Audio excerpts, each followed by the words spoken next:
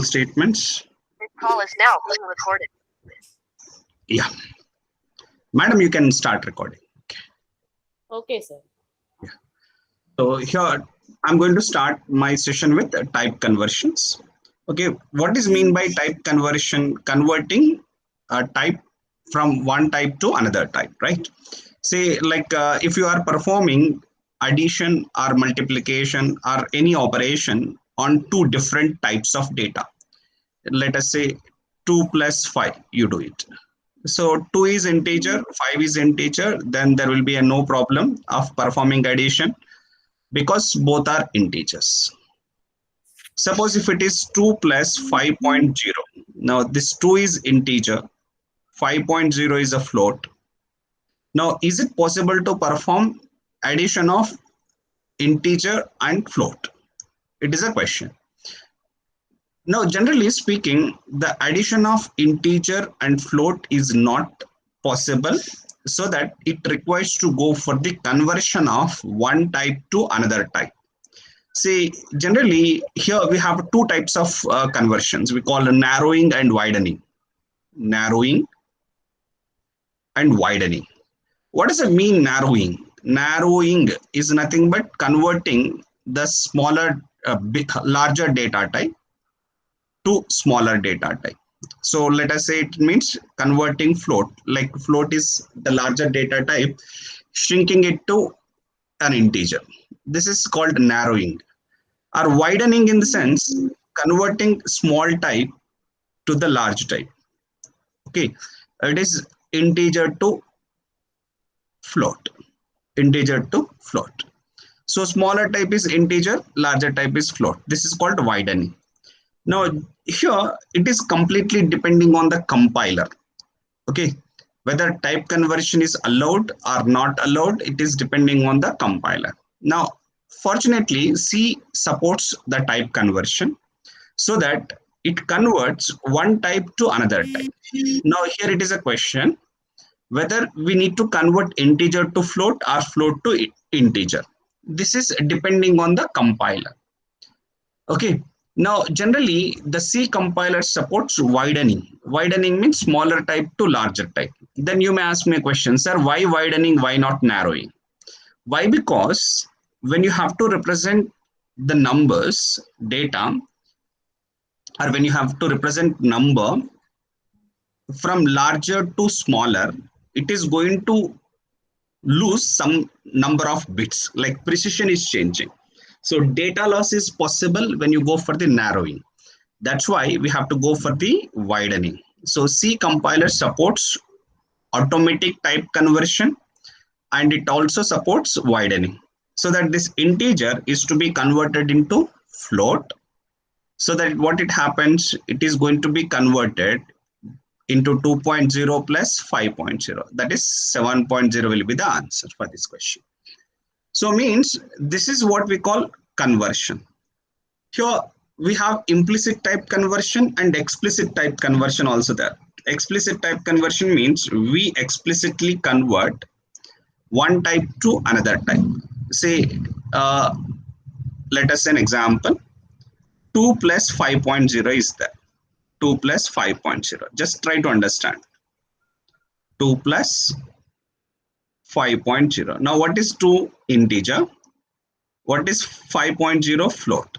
Now again, the C compiler will check whether is it possible to perform addition of integer and float.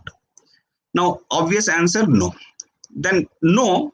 So C compiler will check whether it supports type conversion or not. Generally C compiler supports type conversion, so that automatically it is going to convert this integer into float because C supports widening. Now instead of the decision of conversion from into to float to be done by the compiler, we can do it explicitly. How? By using float of 2. Sorry, here float of 2. 1 minute. Instead of that, what we have to use? We have to use in this way. Float of 2. Float of 2 plus 5.0. So that 2 is an integer, Now float of 2 makes the 2 into float value of 2.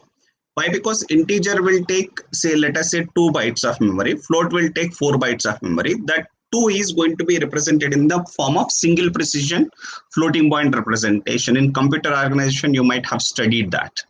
Now this 2.0 plus 5.0 is called 7.0 will be the answer. This is what we call explicit type conversion. If compiler only will take care of this conversion, we call it is implicit conversion. And explicit type conversion is called type coercion.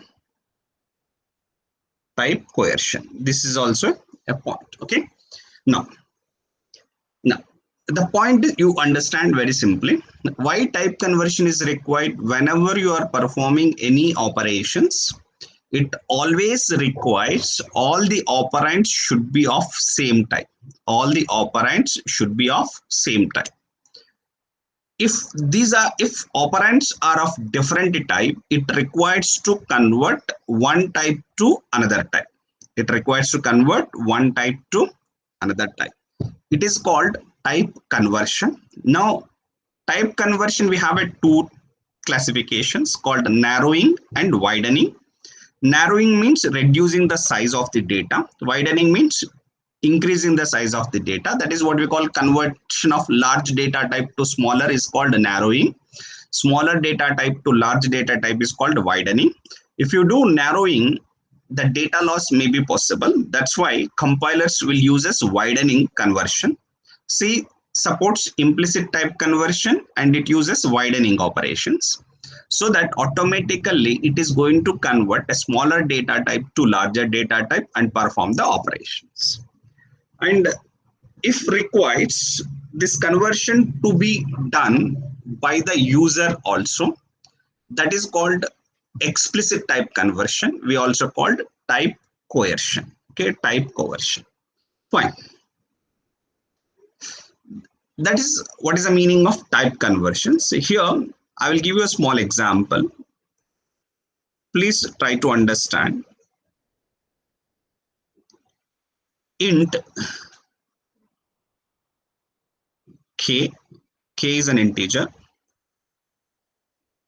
Float a is a float. So two variables I am taking. Integer k, float a. Now here I am giving you the instructions and I'm asking you to find the result of that instruction. So you can check it. K equaled 2 by 9.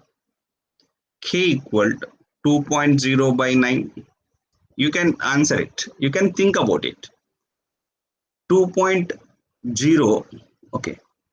2 by 9.0. K equaled 2.0 by 9.0. Now K equaled 9 by 2. K equaled 9.0 by 2. K equaled 9 by 2.0 and K equaled 9.0 by 2.0. For all these possibility, you find what is the result. Okay. And here I will give you one more set of expressions and their result you need to find. The instructions are same, but the left hand side of the operand is A. Where it is A is a float. Now you have to check what answers are possible, and this will be useful in some of the question A to solve. A equaled 2 by 9.0.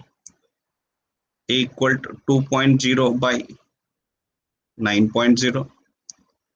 A equaled 9 by 2. A equaled 9.0 by 2. A equaled 9 by 2.0. A equaled 9.0 by 2.0. All possibilities I have given. Now just take 1 minute of time and think what answers are possible for each of the question.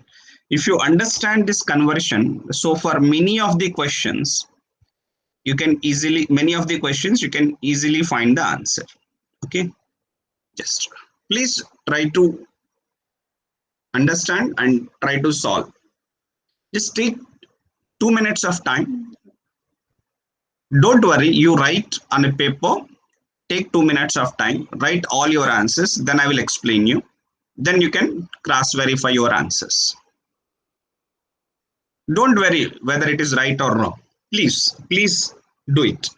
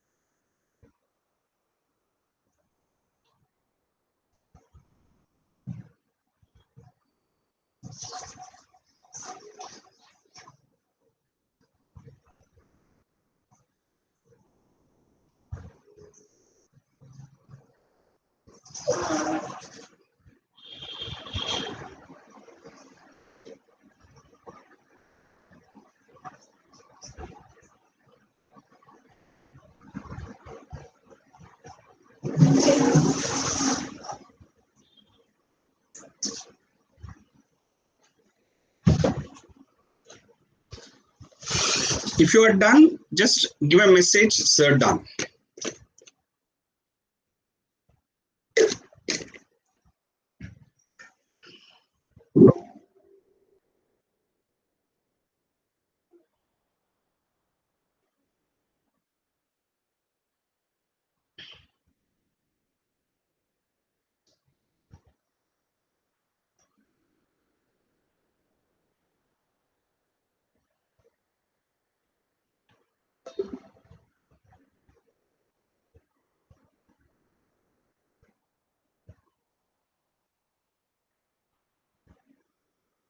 Yeah.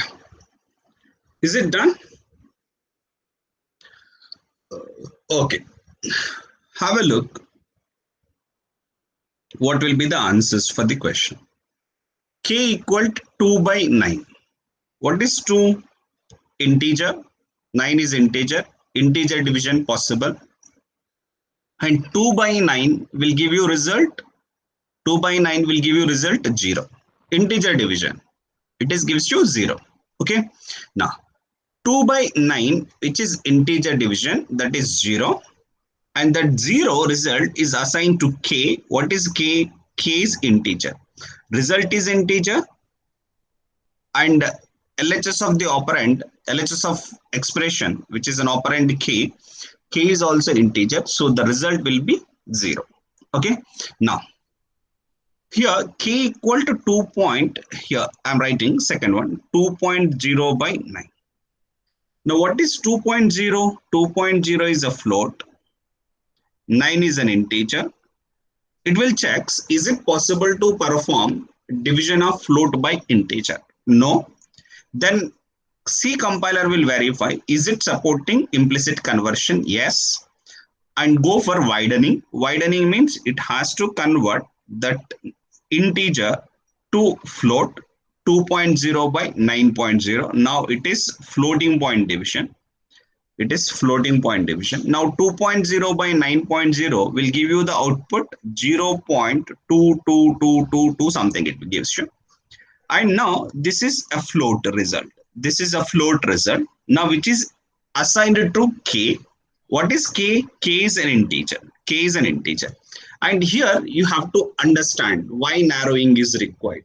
Now look, here what will happen is it is assigning the float value to integer.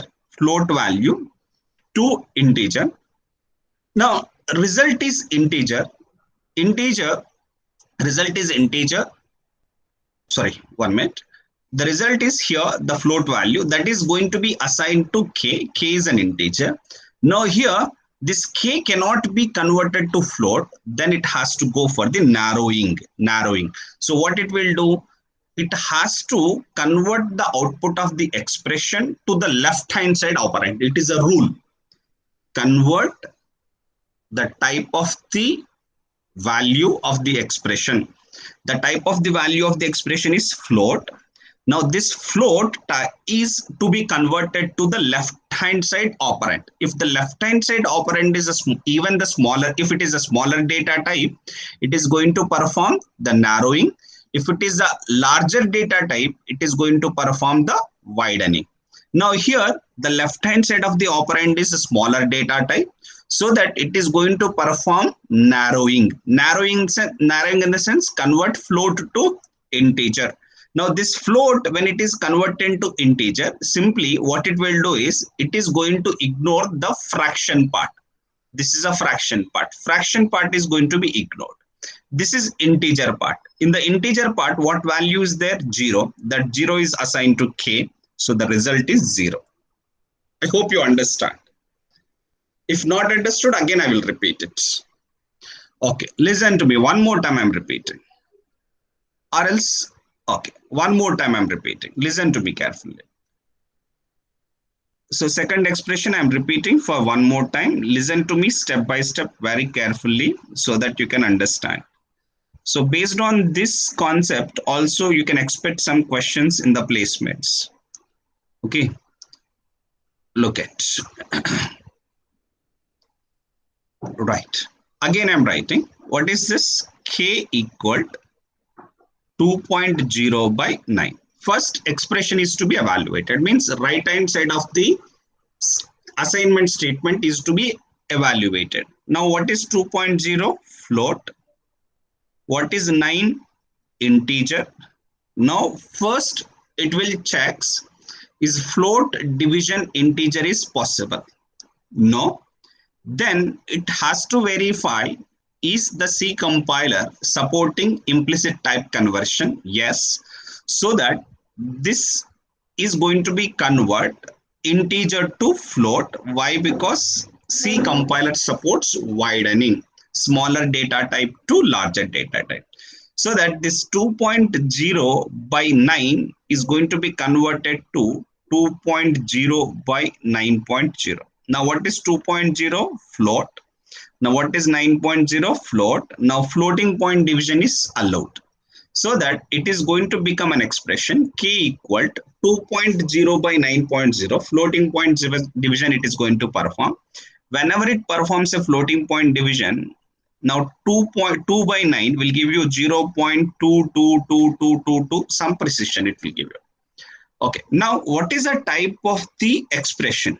Result of the expression. The type of result of the expression is a float, and that value is assigned to left hand side operand. Okay, this is called L value. The left hand side operand is integer. Now it is a rule that always the result of the expression need to be converted to the left hand side operand.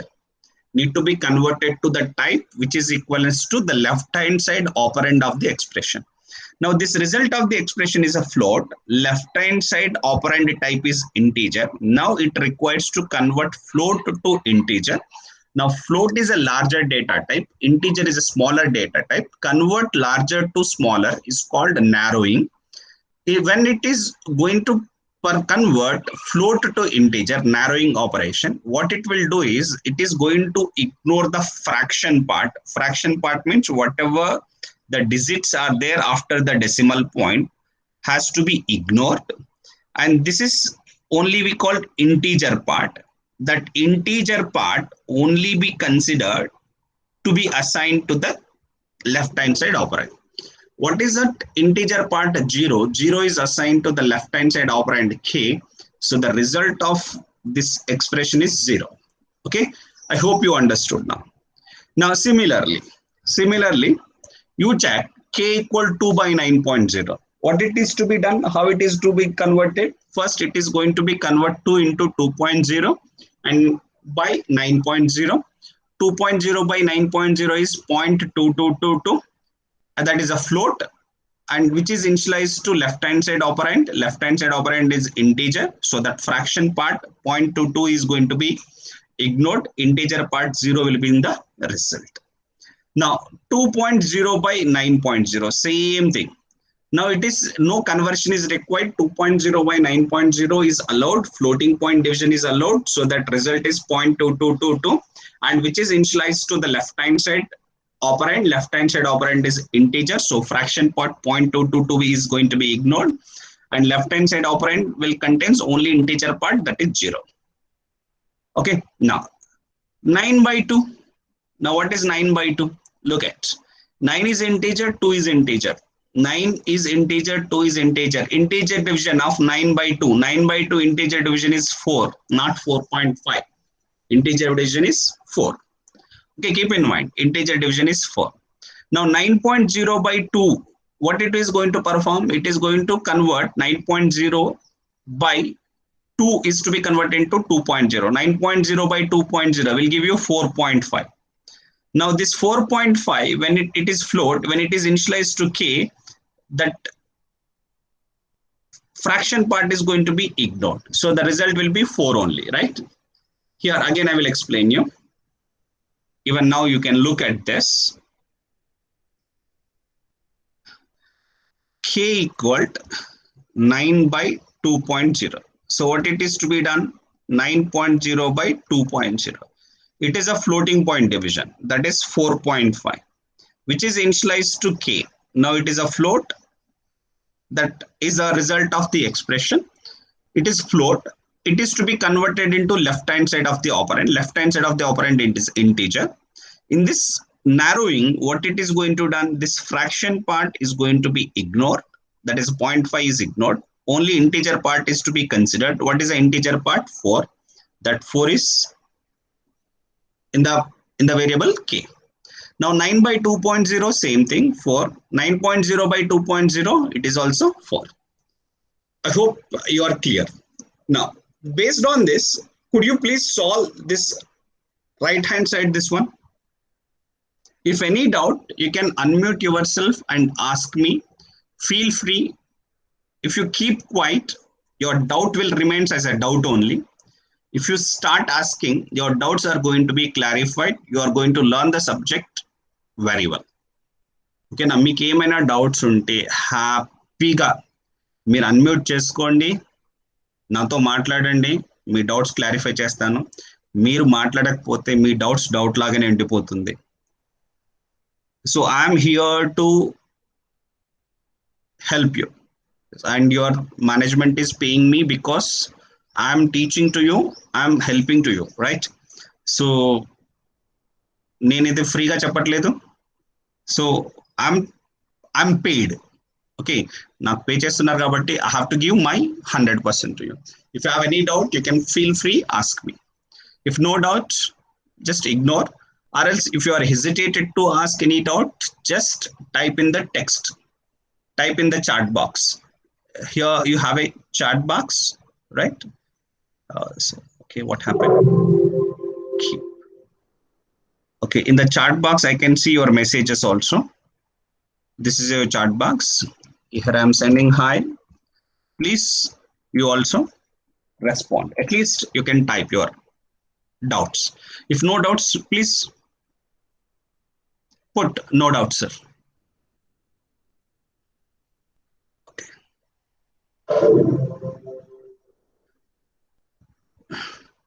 Right. So okay, let me finish this one. Now 2 by 9, 2 by 9 integer division. Integer division gives you 0. And that 2 by 9, here I am writing 2 by 9, integer, integer, int allowed. So that 2 by 9 will give you 0, which is initialized to a. What is a? Float. What is the result? Integer. Now integer result is to be converted into the left hand side variable type. Left hand side variable is float. Now integer is to be converted to float, so that it is going to become 0.000 based on the precisions. Okay. Now 2.0 by 9.0. Now look at 2.0 by 9. 2.0 is float, 9 is integer. So convert 9 into float. 2.0 by 9.0. Now this is floating point division. Floating point division will give you 2.0 by 9.0 will give you 0.2222 something, which is initialized to a. What is a? A is a float. What is the result? Result is float. So no conversion is required. Now directly float value, that is 0.2222 is going to be assigned to left hand side where operand a. Similarly, the third one 0.2222. Fourth one similarly 0.2222. Now, please tell me. I want answer for this one. If you tell answer for this one, I will be happy that you understood the concept. Please, A, 4, sir. it is 4 or 4.0 or 4.5. 4. 4 is wrong, ma. 4.5. Sir, 4.0. 4.0, sir. 4.00. 4. 4.0. 4.000. Okay, 0 or 000. So why 9 by 2? Very good, very good. You have responded happy. 9 is integer, 2 is integer. Integer division it performs. Integer division of 9 by 2 is 4. Now result is integer. And left hand side operand is A. A is a float. Now convert integer to float. So how this integer is converted to float? Add the fraction part. That is 4.000 something. Now, okay, happy. Now it is not just 4, it is not 4.5, it is 4.000. Why? Because here it is performing the integer division. Integer division will give you 9 by 2, integer division is only 4. When it is integer, assigned to the left hand side operand float, so it is going to become 4.0000. Now can anyone tell me 9.0 by 2? 4.5, sir. 4.5000. Very good. 4.500. This is also 4.500. 4.500. Fine. Okay. 000. Fine. These are all this one. Okay. Hope you understood the conversions very well. So keep in mind, ఎందుకు conversions కావాలి అంటే ఏదైనా expression చేస్తున్నప్పుడు all the operands should be of the same type. First condition, all the operands should be of the same type కాబట్టి it requires to go for converting one operand from one type to another type. So converting an operand from one type to another type, we have two types, two conversions, narrowing, widening. But C compiler uses widening for the expression evaluation. Okay. After expression evaluation is done, whatever the type of the result has to be converted to the type of the left hand side operand. Left hand side operand A type unte result ni aa type convert chesesi assign cheyali. So this is what the type conversion. And on type conversion also you can expect some questions in the placements especially. So as I told you, very first I'm going to discuss the basic fundamentals, and which are very, very helpful for understanding the basic fundamentals of C programming and will be useful for your placements. Once the basic fundamentals are completed, like operators, type conversions, variables, that what I have discussed in the earlier classes, and flow of control statements. So by today, I'm going to finish almost all the basic fundamentals. So once basic fundamentals are completed, I'm going to start your gate standard questions so that you can enjoy by knowing the fundamentals. And moreover, these fundamental concepts are helpful for your placements. Fine. Okay, done. Any doubts? I hope nobody's having any doubts. Hello. Go ahead of solving the question. Please give answers quickly. These are some of the smaller questions which you can see in the placements. If you have completed, just you can speak up. Sir, this is the answer. I'll give you 1 minute of time for each question, 1 or 2 minutes, depending on the length of the question. This question requires 1 minute.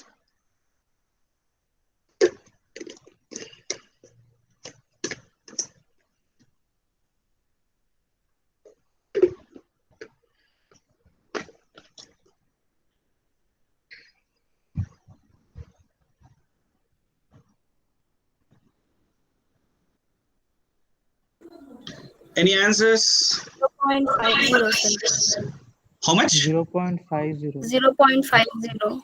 Very good. Excellent, ma. Excellent, ma. Very good. Very good. So simple. Again, I'm going to talk in the context of conversion only. Now, very first, 1 by 2.0. 1 is integer, 2.0 is float. So that convert integer to float, 1.0 by 2.0. So 1.0 by 2.0 is a floating point conversion. This floating point conversion will give you 1 by 2.0 will give you 0.5 minus. And according to BODMAS rule, First division is going to be performed. Okay, now division. 1 by 2 division. 1 is integer, 2 is integer. Integer division gives you 0. 0. Now 0, 0.5 minus 0. 0.5 is float, 0 is integer. Again go for the conversion. So that 0.5 minus 0.0. Now 0.5 minus 0.0 is 0.5. This is a float. This is a float. Now what is left hand side operand x? X is a float. So no need of any conversion. 0.5 is assigned to x. Now x equal to 0.5. X is 0.5. Here you have to understand the conversion. What is it is going to output? Output is x equal to percentile 0.2f. What is the meaning of 0.2f? Can anyone knows what is the meaning of 0.2f? Telsa amma? If don't know, okay, no issue, no issue. If you know, then I will be happy. So I wanted to check. Okay, if don't know, listen to me. What is the meaning of 0.2f? 0.2f means 2 digits. Here I am writing 0.2f. It means print only 2 digits after the decimal point. After the decimal point means it is meaning that print 2 digits after the decimal point. Print 2 digits after the decimal point. So how many digits are there? How many digits to be printed after the decimal point will be decided by using this one. Percentile 0.2f. 0.2f or 0.2f, both are okay. 0.2f will say only 2 digits after the decimal point. So integer part is 0. Okay, no issue. Point. And decimal part 5.0000, so many zeros, like something depending on the precision, depending on the compiler, it is going to print number of zeros. Now, how many digits to be printed after the decimal point? 2 digits. So means first digit is anyhow 5. Next digit is 0. And third digit is 0000 something. But how many digits it is to be print? 0.50. Suppose you have some option A, 0, option B, 0.5, option C, 0.50, option D, 0.57 zeros. Generally, totally 8 digits will be printed after the decimal point. Now, which option is the most appropriate one, exact one? Which one you have to choose? Choose 0.50, sir. 0.50 you have to choose. Why? Because this is also matters. This 0.2f also matters. If 0.2f is not there, simply if it is x equal to percentile f అని ఉందనుకుందాం, ఇప్పుడు ఏది చూస్ చేయాలి? 0.5, sir. 0.5 కాదు, 0.570 ఇది చూడాలి. అంటే by default గా is totally after decimal point, by default ga many compilers is going to print 8 digits by default ga. కానీ కొన్నిసార్లు మనకి ఏంటంటే 8 digits అవసరం లేదు అనుకున్నప్పుడు ఏం చేస్తామంటే మనం ఇలా 0.2 అంటే ఎన్ని డిజిట్స్ కావాలో అలా పెడతాం అన్నమాట. అంటే నాకు 5 digits కావాలనుకోండి, అప్పుడు ఏం చేయాలి? పర్సెంటైల్ 0.5f అన్నాం అనుకోండి. So what is the meaning? So it is going to print the result in that only 5 digits after the decimal point అని మీనింగ్ అన్నమాట. సో ఒకవేళ అంటే ఇప్పుడు ఈ క్వశ్చన్ లో ఇలాంటి ఆప్షన్స్ ఇచ్చినప్పుడు ప్రతి స్మాలర్ థింగ్ కూడా మనకు కన్సిడర్ చేయాల్సి వస్తుంటుంది. ఎందుకంటే ఇప్పుడు పర్సెంటైల్ ఎఫ్ అని ఇచ్చాడు అనుకోండి, అప్పుడు డి అని తీసుకోవాలి. పర్సెంటైల్ 0.2f అని ఇచ్చారు అనుకోండి, సి తీసుకోవాలి. అసలు ఇప్పుడు ఈ సి అండ్ డి ఆప్షన్ ఇవ్వలేదు అనుకుందాం. సి అండ్ డి ఆప్షన్ ఇవ్వకుండా సపోజ్ డిఫరెంట్ ఆప్షన్స్ ఇచ్చారు, అప్పుడు ఏం చేయాలి? బిని తీసుకోవాలి. So that's why each and every point also matters. Please concentrate on it. Have a look of the next question. What is the output of the following program? It is also a small question.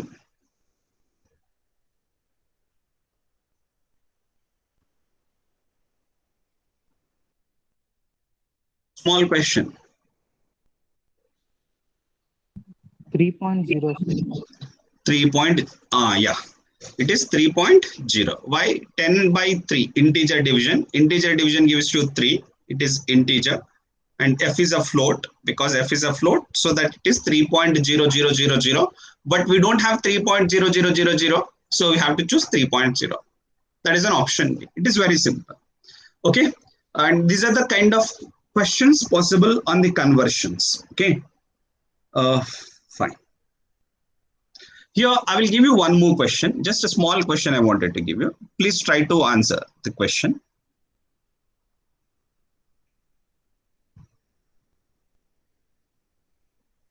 A equal to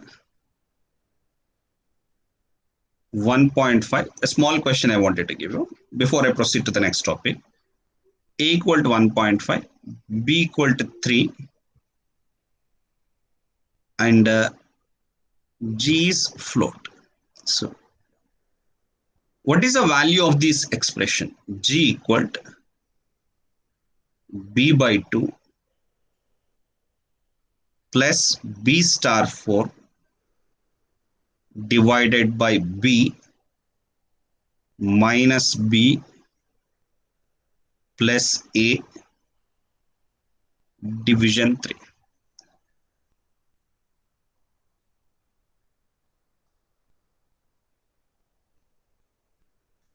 Okay, please try to answer this question. So A is 1.5 means A is a float, keep in mind. B is 3 means B is integer, and clearly given the result is G. G is a float. Please give an answer for this question so that you also get confidence on the conversions. Then we'll continue with the next topic called flow of control statements.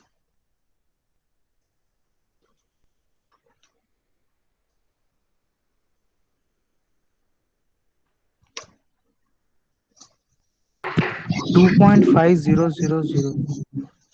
2.5. Very good, very good, very good. Kiran, na?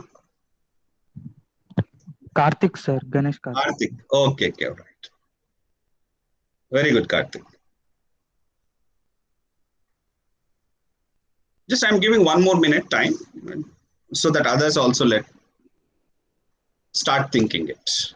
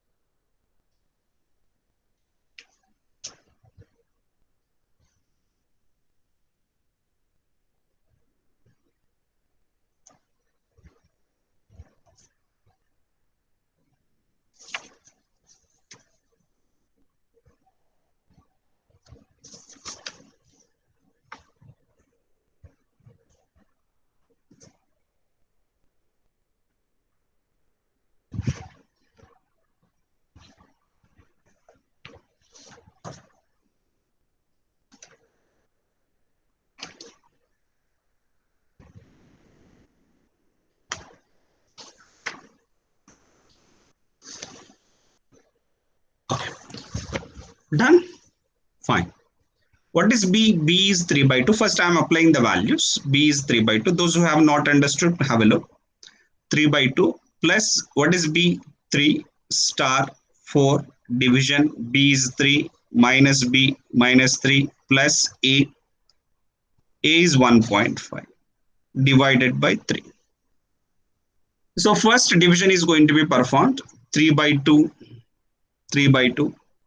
3 by 2 integer division, 3 integer, 2 integer, integer division 3 by 2 will give you 1 plus 3 star 4 division 3 minus 3 plus 1.5 division 3. And you have to understand the precedence and associativity. Star and division is having equal precedence. Both are having equal precedence and higher precedence. High. And plus and minus are having equal precedence but lower precedence. Okay, higher precedence is for star and division, and lower precedence is given plus and minus. And if more than one operator of the same precedence appear, if more than one operator of the same precedence appear, then that is going to be evaluated according to their associativity. According to their associativity. Associativity says whether that expression is to be evaluated from left to right or from right to left. That is called associativity. Here, both star, division, and plus minus are having left to right associativity. So means if if more than one operand of the same precedence is found, then the operators are to be evaluated from left to right associativity, from left to right. Now look at. So next is star, division is highest precedence. We do have star, division is there, star is there, division. First, these operators has to be finished evaluation, then it has to continue with the lower precedence. Because more than one operators are there in the expression of the same precedence, star and division, that is to be evaluated from left to right. Next evaluation is 3 star 4.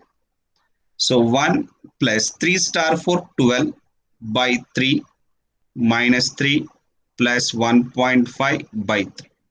Next division, 12 by 3, 4. 1 plus 4 minus 3 plus 1.5 division 3.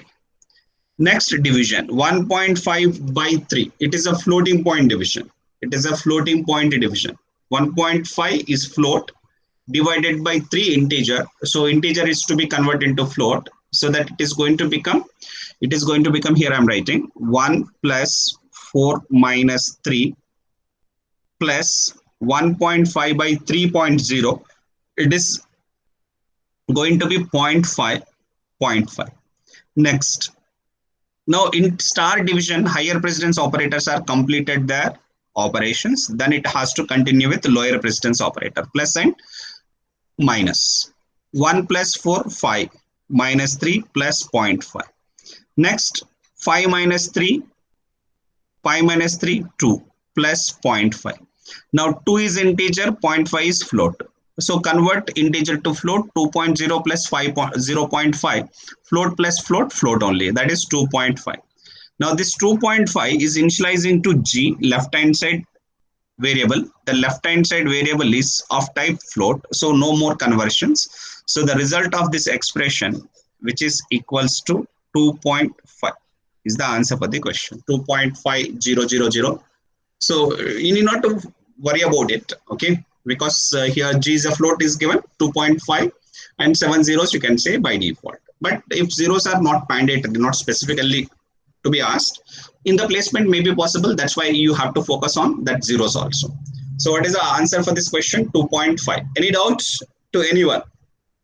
అర్థమైందా చెప్పాలా మళ్ళీ?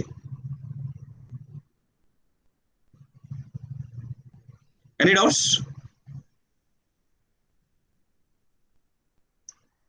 Okay, I think no. Happy. Chalo. We'll continue. That's about type conversions, which is also important. And these are all the basic fundamentals are useful in solving the gate questions also. Okay. Next, we are going to continue our session with the heart of the topic, which is called flow of control statements. So this flow of control statements is heart of the C program. Why? Because any program you need to write, almost every program, it requires to use flow of control statements. It requires to use flow of control statements. That's why we can call flow of control statements is heart of the C programming. If you understand the flow of control statements, many programs you can easily solve. Okay. If you don't understand this flow of control statements, so C programming will be tough for you. But it is not much difficult. You can understand easily. Here, C provides two styles of flow of control statements. There are two types of flow of control statements. So means what is meant by flow of control? Actually, so far we have discussed the programs that are executing one by one. First statement, second statement, third statement, fourth statement, and so on, it is executed. Sometimes it is required to transfer control flow, control flow, flow of control, transfer control flow from third statement to something 10th statement, or else from 10th statement to fourth statement. So this is to be controlled, and sometimes some group of statements has to be repeatedly to be executed. So it means the general flow of control, flow of execution is possible to be controlled by using flow of control statements. And C provides two styles of flow of control statements called branching statements, which is going to decide what actions to take.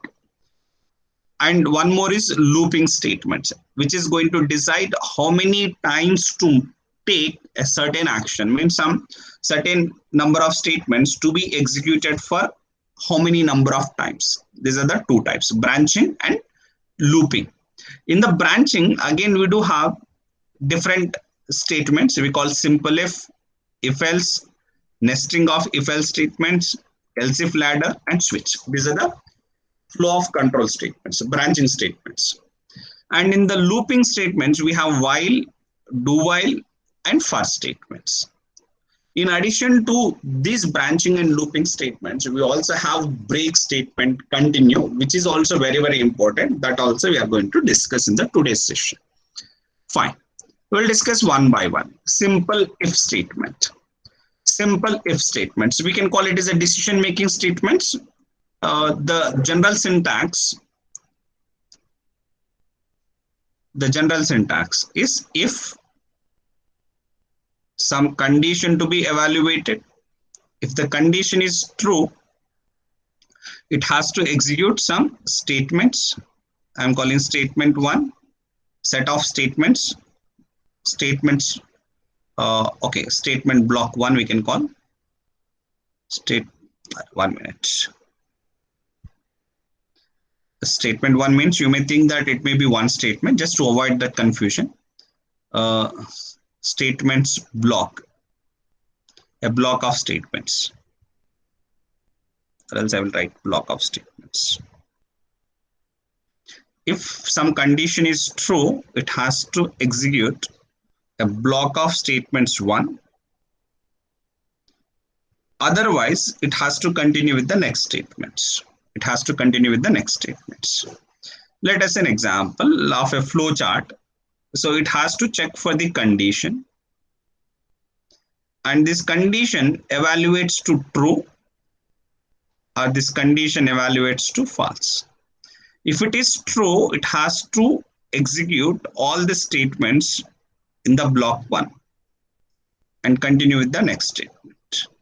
If it is false, it has to skip this block one statement and continue with the next statements. Means if the condition is given condition is true, then only it requires to execute the block one statements. Otherwise, it has to skip the block one statements. That is a simple if statement. Let us an example. If age of a person is greater than 18. If age of a person is greater than 18. Now government is giving vaccination to all the citizens of India whose age is above 18. Age above 18 is allowed to take corona vaccine, Covaxin. So here it requires to check this condition if age of a person is greater than 18. So here I am printing printf vaccine allowed. Vaccine allowed. Otherwise, you can just ignore the statement. So don't take any actions otherwise. Means if age greater than 18, so allow the person to give the vaccination. If age is below 18, don't consider it, ignore it. Means I'm not going to take care of those persons whose age is below 18. So it means if this condition is true, this statement is to be executed. Otherwise, this statement will not be executed. It is simply skipped. This is what we call simple if statement. If else statement. If else statement. So means in the previous one, we have executed a block of statements only when the condition is true. If the condition is false, it is continuing with the next statements. It is not going to execute the block 1 statements. Now it is a point that if condition is true, it has to execute some block of statements. If the condition is false, it has to execute another block of statements. That is possible using if-else statement. So general syntax of if-else statement, general syntax. If condition need to be evaluated, then execute all the statements pertaining to block 1,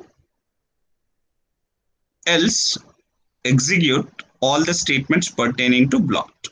Close. So what does it mean? Here it requires to check for some condition. If the condition is true, condition may evaluate to either true or it may be false. If the condition is true, it has to execute all the statements pertaining to block 1. If the condition is false, it need to execute all the statements pertaining to block 2. Then it has to continue with the next statements. Let us see a simple example. If age is a variable, age of a person is greater than 18, it has to execute this block of statement, printf vaccination allowed. So means you allow the person for taking the vaccination. Else you can give a printf statement. Means in the corona vaccination portal, where you have to register for the vaccination, there it will be asking what is the age of the person. Like you have to enter your Aadhaar details and you have to enter your age details. So whether you will be given a time slot to take a vaccination or not, it has to check for the condition. Age is greater than 18.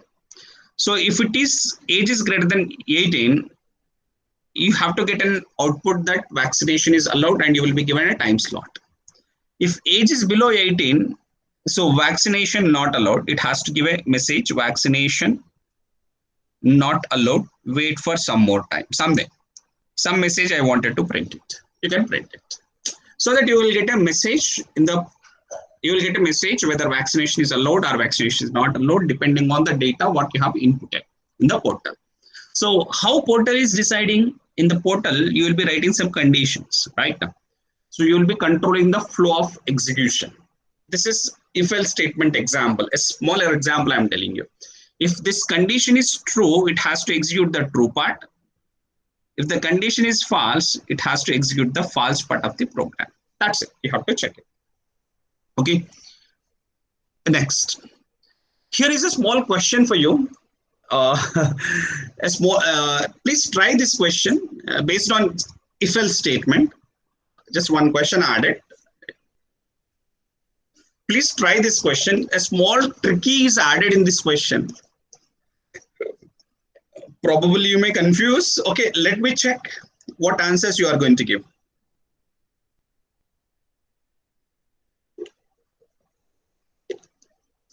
చిన్న confusion ఉంది ఈ programme లో, మరి simple గా ఏం కాదు.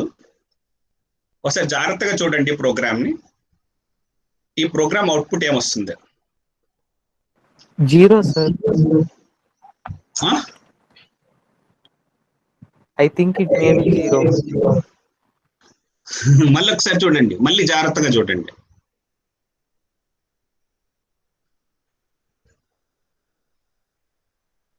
ఈ programme output ఏమొస్తుంది చూడండి, జాగ్రత్తగా చూడండి. నేను అదే చెప్పాను, మరి సింపుల్ గా లేదు ఆ ప్రోగ్రామ్, కొంచెం ట్రిక్కీ ఉంది. ఒక్కసారి చిన్న కన్ఫ్యూజన్ యాడ్ చేశాను ఆ ప్రోగ్రామ్ లో. 20 sir. Very good. 20. May I know your name? ఏ పేరమ్మా? Srinitya sir. Srinitya. Very good Nitya. Super super. Karthik, what mistake you have done? Have you observed? దొరికిందా మిస్టేక్ ఏం చేశారు అనేది? Yes sir. 20 b equal to 2 kat sir, so 2 into 10 20. Else part execute అవుతుంది ఇక్కడ, true part execute అవ్వట్లేదు. ఎందుకు ఎల్స్ పార్ట్ ఎగ్జిక్యూట్ అవుతుంది అంటే కండిషన్ ఫాల్స్ అవ్వాలి. కండిషన్ ఫాల్స్ అవుతుందా, ట్రూ అవుతుందా?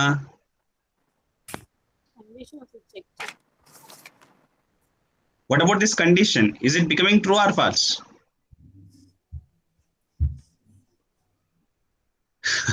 ఇక్కడ చూడండి, అందుకే చిన్న కన్ఫ్యూజన్ యాడ్ చేశానని చెప్పింది అందుకే ఇందులో. What is the value of a? 0. ఓకేనా? ఇక్కడ ఏం చేసాము, ఏ ఈక్వల్ టు 0. అబ్జర్వ్ చేయండి, ఏ ఈక్వల్ టు 0 ఉంది, ఏ డబుల్ ఈక్వల్ టు 0 లేదు. What is for single equalled? Assignment. What is a double equalled? Comparison. ఇక్కడ ఏముంది, కంపారిజన్ ఉందా అసైన్మెంట్ ఉందా? ఇందులో అసైన్మెంట్ ఉంది. Assignment is going to assign the value 0 to a. A already initially 0 ఉంది, ఇక్కడ ఏం చేస్తుంది, 0 is initialising to 0 is assigning to variable a. Variable a కి 0ని అసైన్ చేస్తుంది. Now what is available to the if condition? If condition లో ఏముంది value? ఇప్పుడు వాల్యూ ఆఫ్ ఏ ఉంది. What is the value of a? 0. 0 is considered as a false. Non-zero will be considered as a true. ఈ point last class లో చెప్పాము. ఇప్పుడు if లో ఏముంది, 0 ఉంది, అంటే ఫాల్స్ అయిపోయింది. ఇది ఫాల్స్ అయింది కాబట్టి it is going to execute the false part, అంటే ఎల్స్ పార్ట్ ని ఎగ్జిక్యూట్ చేస్తుంది. ఎల్స్ పార్ట్ లో what is there? B star equal to 10. అంటే ఏంటి? B equal to B star 10. This is a shorthand assignment operator. Last class we have discussed. What is the value of b? B lo entundi? 2 undi. Now 2 into 10. 2 into 10, 20. 20 is initialized to b. Now 20. Printf b, it is going to output 20. ఇక్కడ మీరు observe చేయాల్సింది ఇది ఒకటే point. ఇక్కడ if లో ఏముంది? If లో a equal to 0 ఉంది. It is called assignment, not comparison. ఒకవేళ అది డబుల్ ఈక్వల్ట్ అయ్యి ఉంటుంటే కనుక B equal to 0 is the right answer. కానీ అది సింగిల్ ఈక్వల్ట్. సింగిల్ ఈక్వల్ట్ అంటే ఏంటి? అసైన్మెంట్. అసైన్మెంట్ చేసిన తర్వాత ఏలో ఏముంది? 0 ఉంది, అంటే ఇఫ్ కి ఏది అవైలబుల్ ఉంది? ఏ ఉంది. A value is available to if. So what is the value of a? 0. 0 is considered as a false. If it is false, it is going to execute the false part. అప్పుడు b star 10 out, b star equal 10 execute అవుతుంది. అప్పుడు అంటే ఏంటి? what is the value of b? It is going to change the value of b to 20. And what value it is going to print? It is going to print 20. అర్థమైందా? ఏమైనా doubt ఉందా? ఇది అందుకే చెప్పాను, చిన్న ట్రిక్కీ ఉంది question లో అని చెప్పాను. ఈ ట్రిక్కీనెస్ అర్థమైందా? Any doubts? Is it understood or any doubts? Karthik అర్థమైందనా? Yes, sir. ఓకే. సో ఇట్లాంటి క్వశ్చన్స్ మీకు ప్లేస్మెంట్స్ లో అడుగుతుంటాడు, గేట్ లో అడగడు. మీకు మళ్ళీ చెప్తున్నాను, గేట్ లో అడగడు. అందుకే మీకు ఫస్ట్ మీకు బేసిక్స్ ని క్లియర్ చేస్తున్నా. ఫస్ట్ బేసిక్స్ క్లియర్ అవడం వల్ల మీకు ప్లేస్మెంట్ కూడా యూజ్ అవుతుంది. ఓకేనా? ఫైన్. ఇట్లాంటివన్నీ కొన్ని మీరు ప్లేస్మెంట్ ఎగ్జామ్స్ రాసేటప్పుడు కొంచెం జాగ్రత్తగా చూడండి. ఓకేనా? Done. Next, nesting of if else statement. Nesting of if else statement. So just now we have discussed what is if else. Nesting of if else means one if else statements inside another if else statements. You can write if else inside if else, if else inside if else. That is what we call nesting of if else statement. Suppose here I am giving you a program. Oka chinna program istunna. Find whether a number is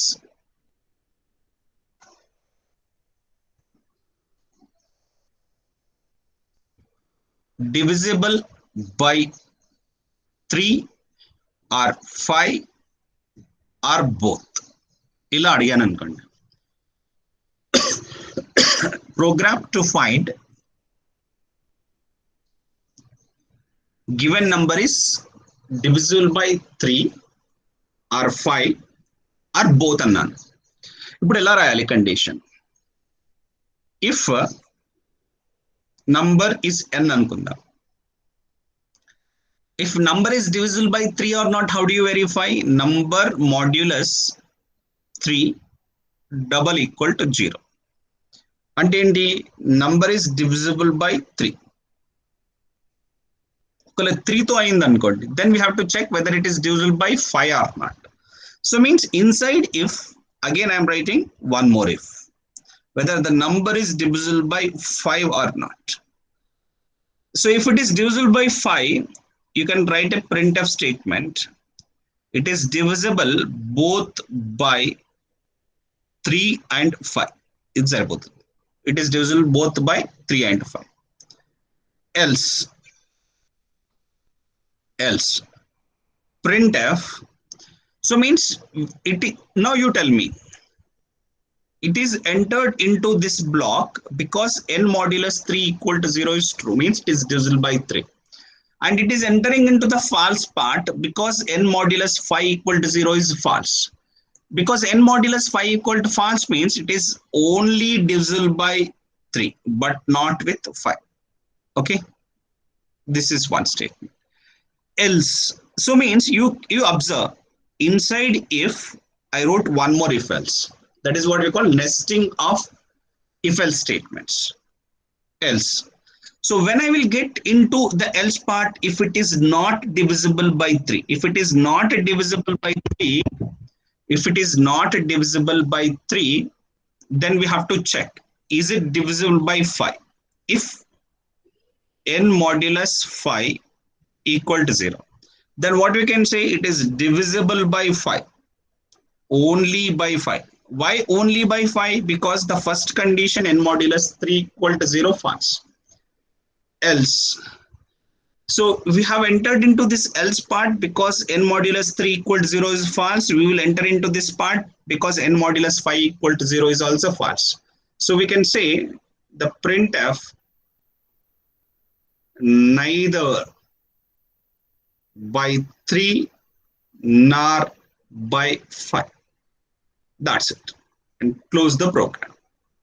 Close the else part. Okay, close the else part.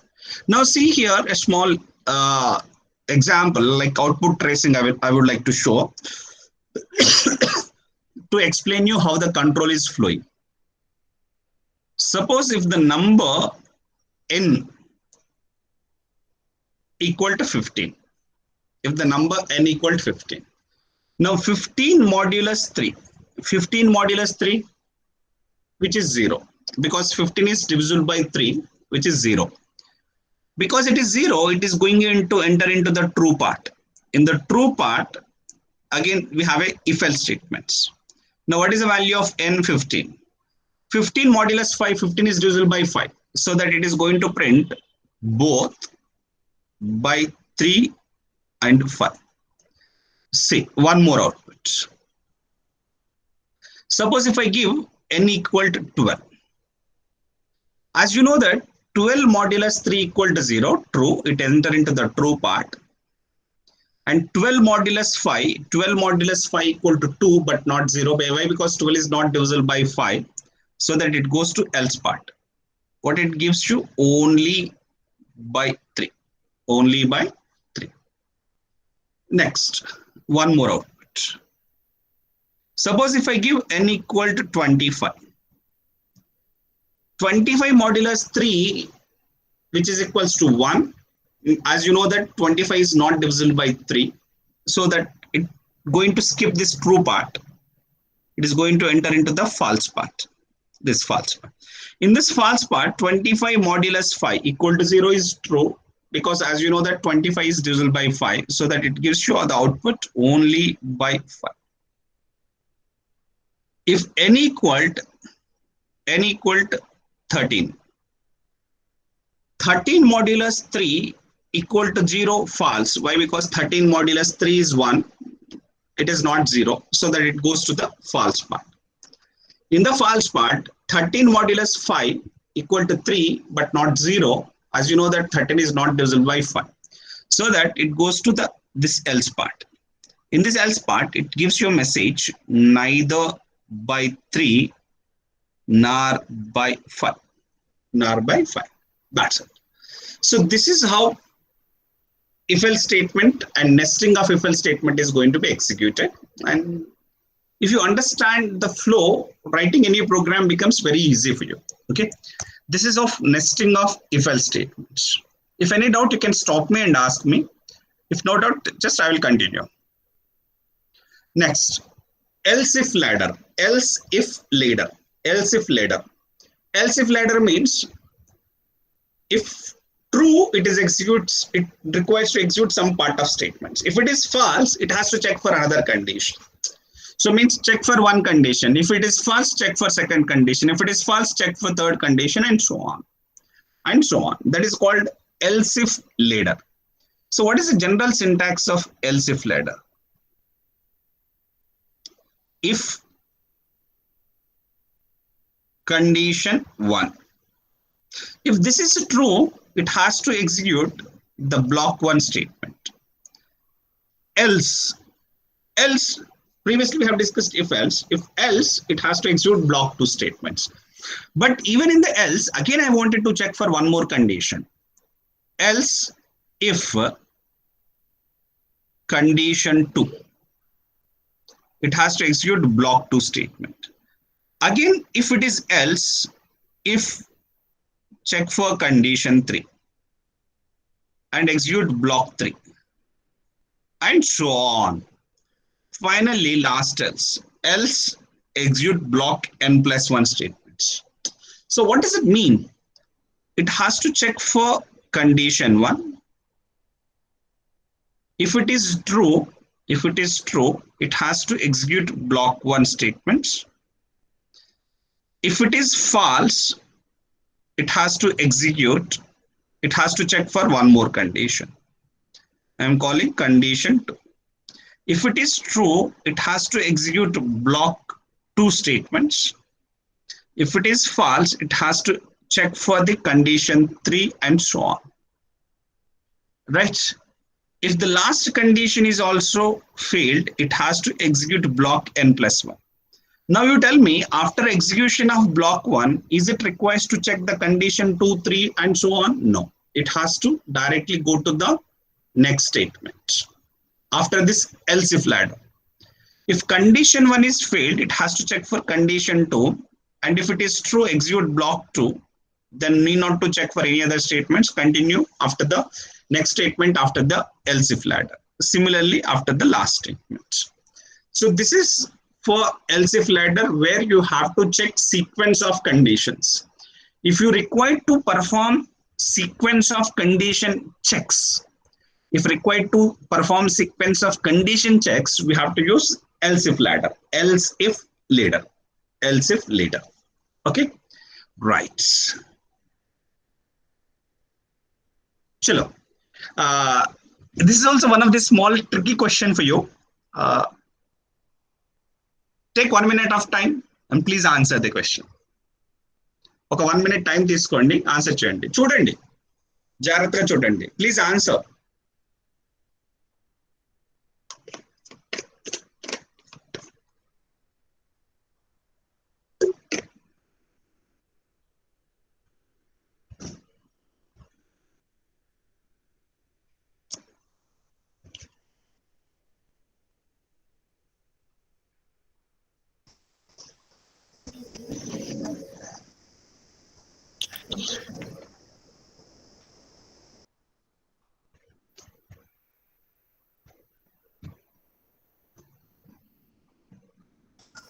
C sir.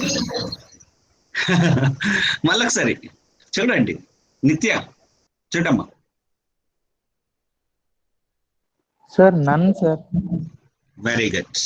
Karthika? Yes, sir. Very good. Nithya sir. చూడండి, ఎందుకు wrong? Greater C అనేది ఎందుకు wrong ఒకసారి చూడండి. If you get an answer you will get a confidence. మీకే వచ్చింది అనుకోండి answer, confident గా ఉంటుంది మీరు. అందుకని మళ్ళీ ఒకసారి థింక్ చేయండి అని చెప్తా ఉంటాను ఎప్పుడు కానీ స్టూడెంట్స్ కి. ఎస్ సార్, అన్ని కండిషన్స్ గ్రేటర్ దానే ఉన్నాయి సార్. Very good. ఇప్పుడు చూడండి, క్వశ్చన్ ఏంటి? What will be the value of X so that Karthik will be printed. Karthik ఎక్కడ ఉంది? ఇక్కడ ఉంది. ఈ కార్తీక్ ప్రింట్ కావాలంటే value of X should be greater than 10. ఓకేనా? Value of X should be greater than 10. ఇది ప్లేస్మెంట్ క్వశ్చన్. చూడగానే గ్రేటర్ దెన్ 10 అనగానే ఫస్ట్ ఏం చేస్తారు? స్టూడెంట్ చెక్ చేసే ఆన్సర్ ఏంటి? సి. నాది కరెక్ట్ అని ఫీల్ అవుతారు. బట్ ఒక్కసారి ఆలోచించండి. సో కార్తీక్ ప్రింట్ కావాలంటే గ్రేటర్ దెన్ 10 కరెక్టే, అది హ్యాపీ, నో ఇష్యూ. అంటే 11, 12 ఏదైనా వాల్యూ కావచ్చు. So means if the value of x is greater than 10, means if x is 11, 12, 13 dash dash dash, ఈ ఏ వాల్యూ వచ్చినా కార్తిక్ ప్రింట్ అవుతుంది. ఇది okay, happy. But this is Elsif ladder. This is Elsif ladder. Elsif ladder లో always the condition evaluation starts with the first condition. If the value of x is any value greater than 10, let us say 11. 11 greater than 4, it is going to be true. Because it is true, it is going to print Brinda in the output.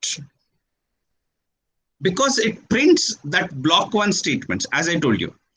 After printing the true part, it is continuing with the next statement after the Elsif ladder. Elsif ladder exit kellipotundi.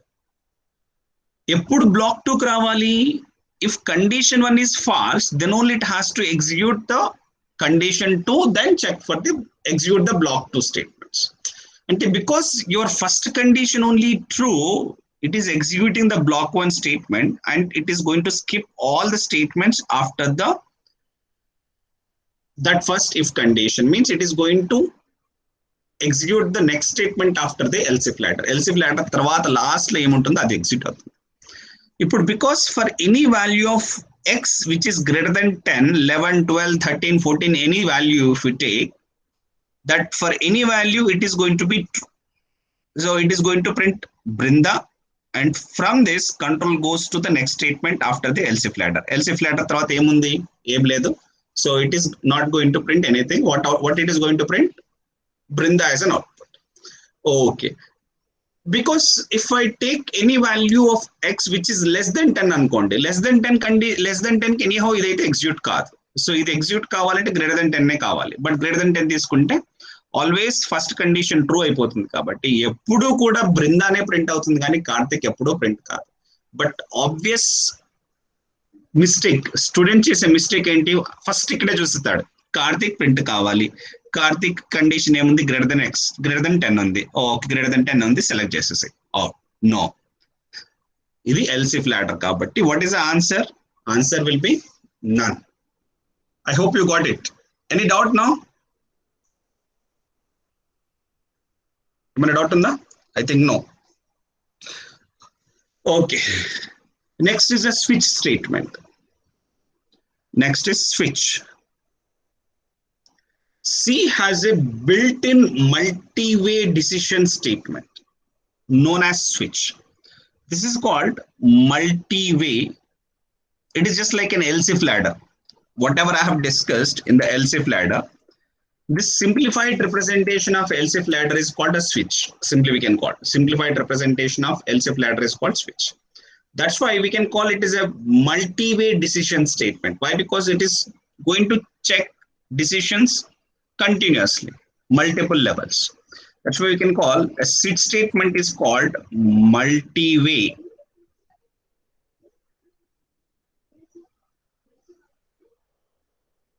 It is called multi-way decision statement.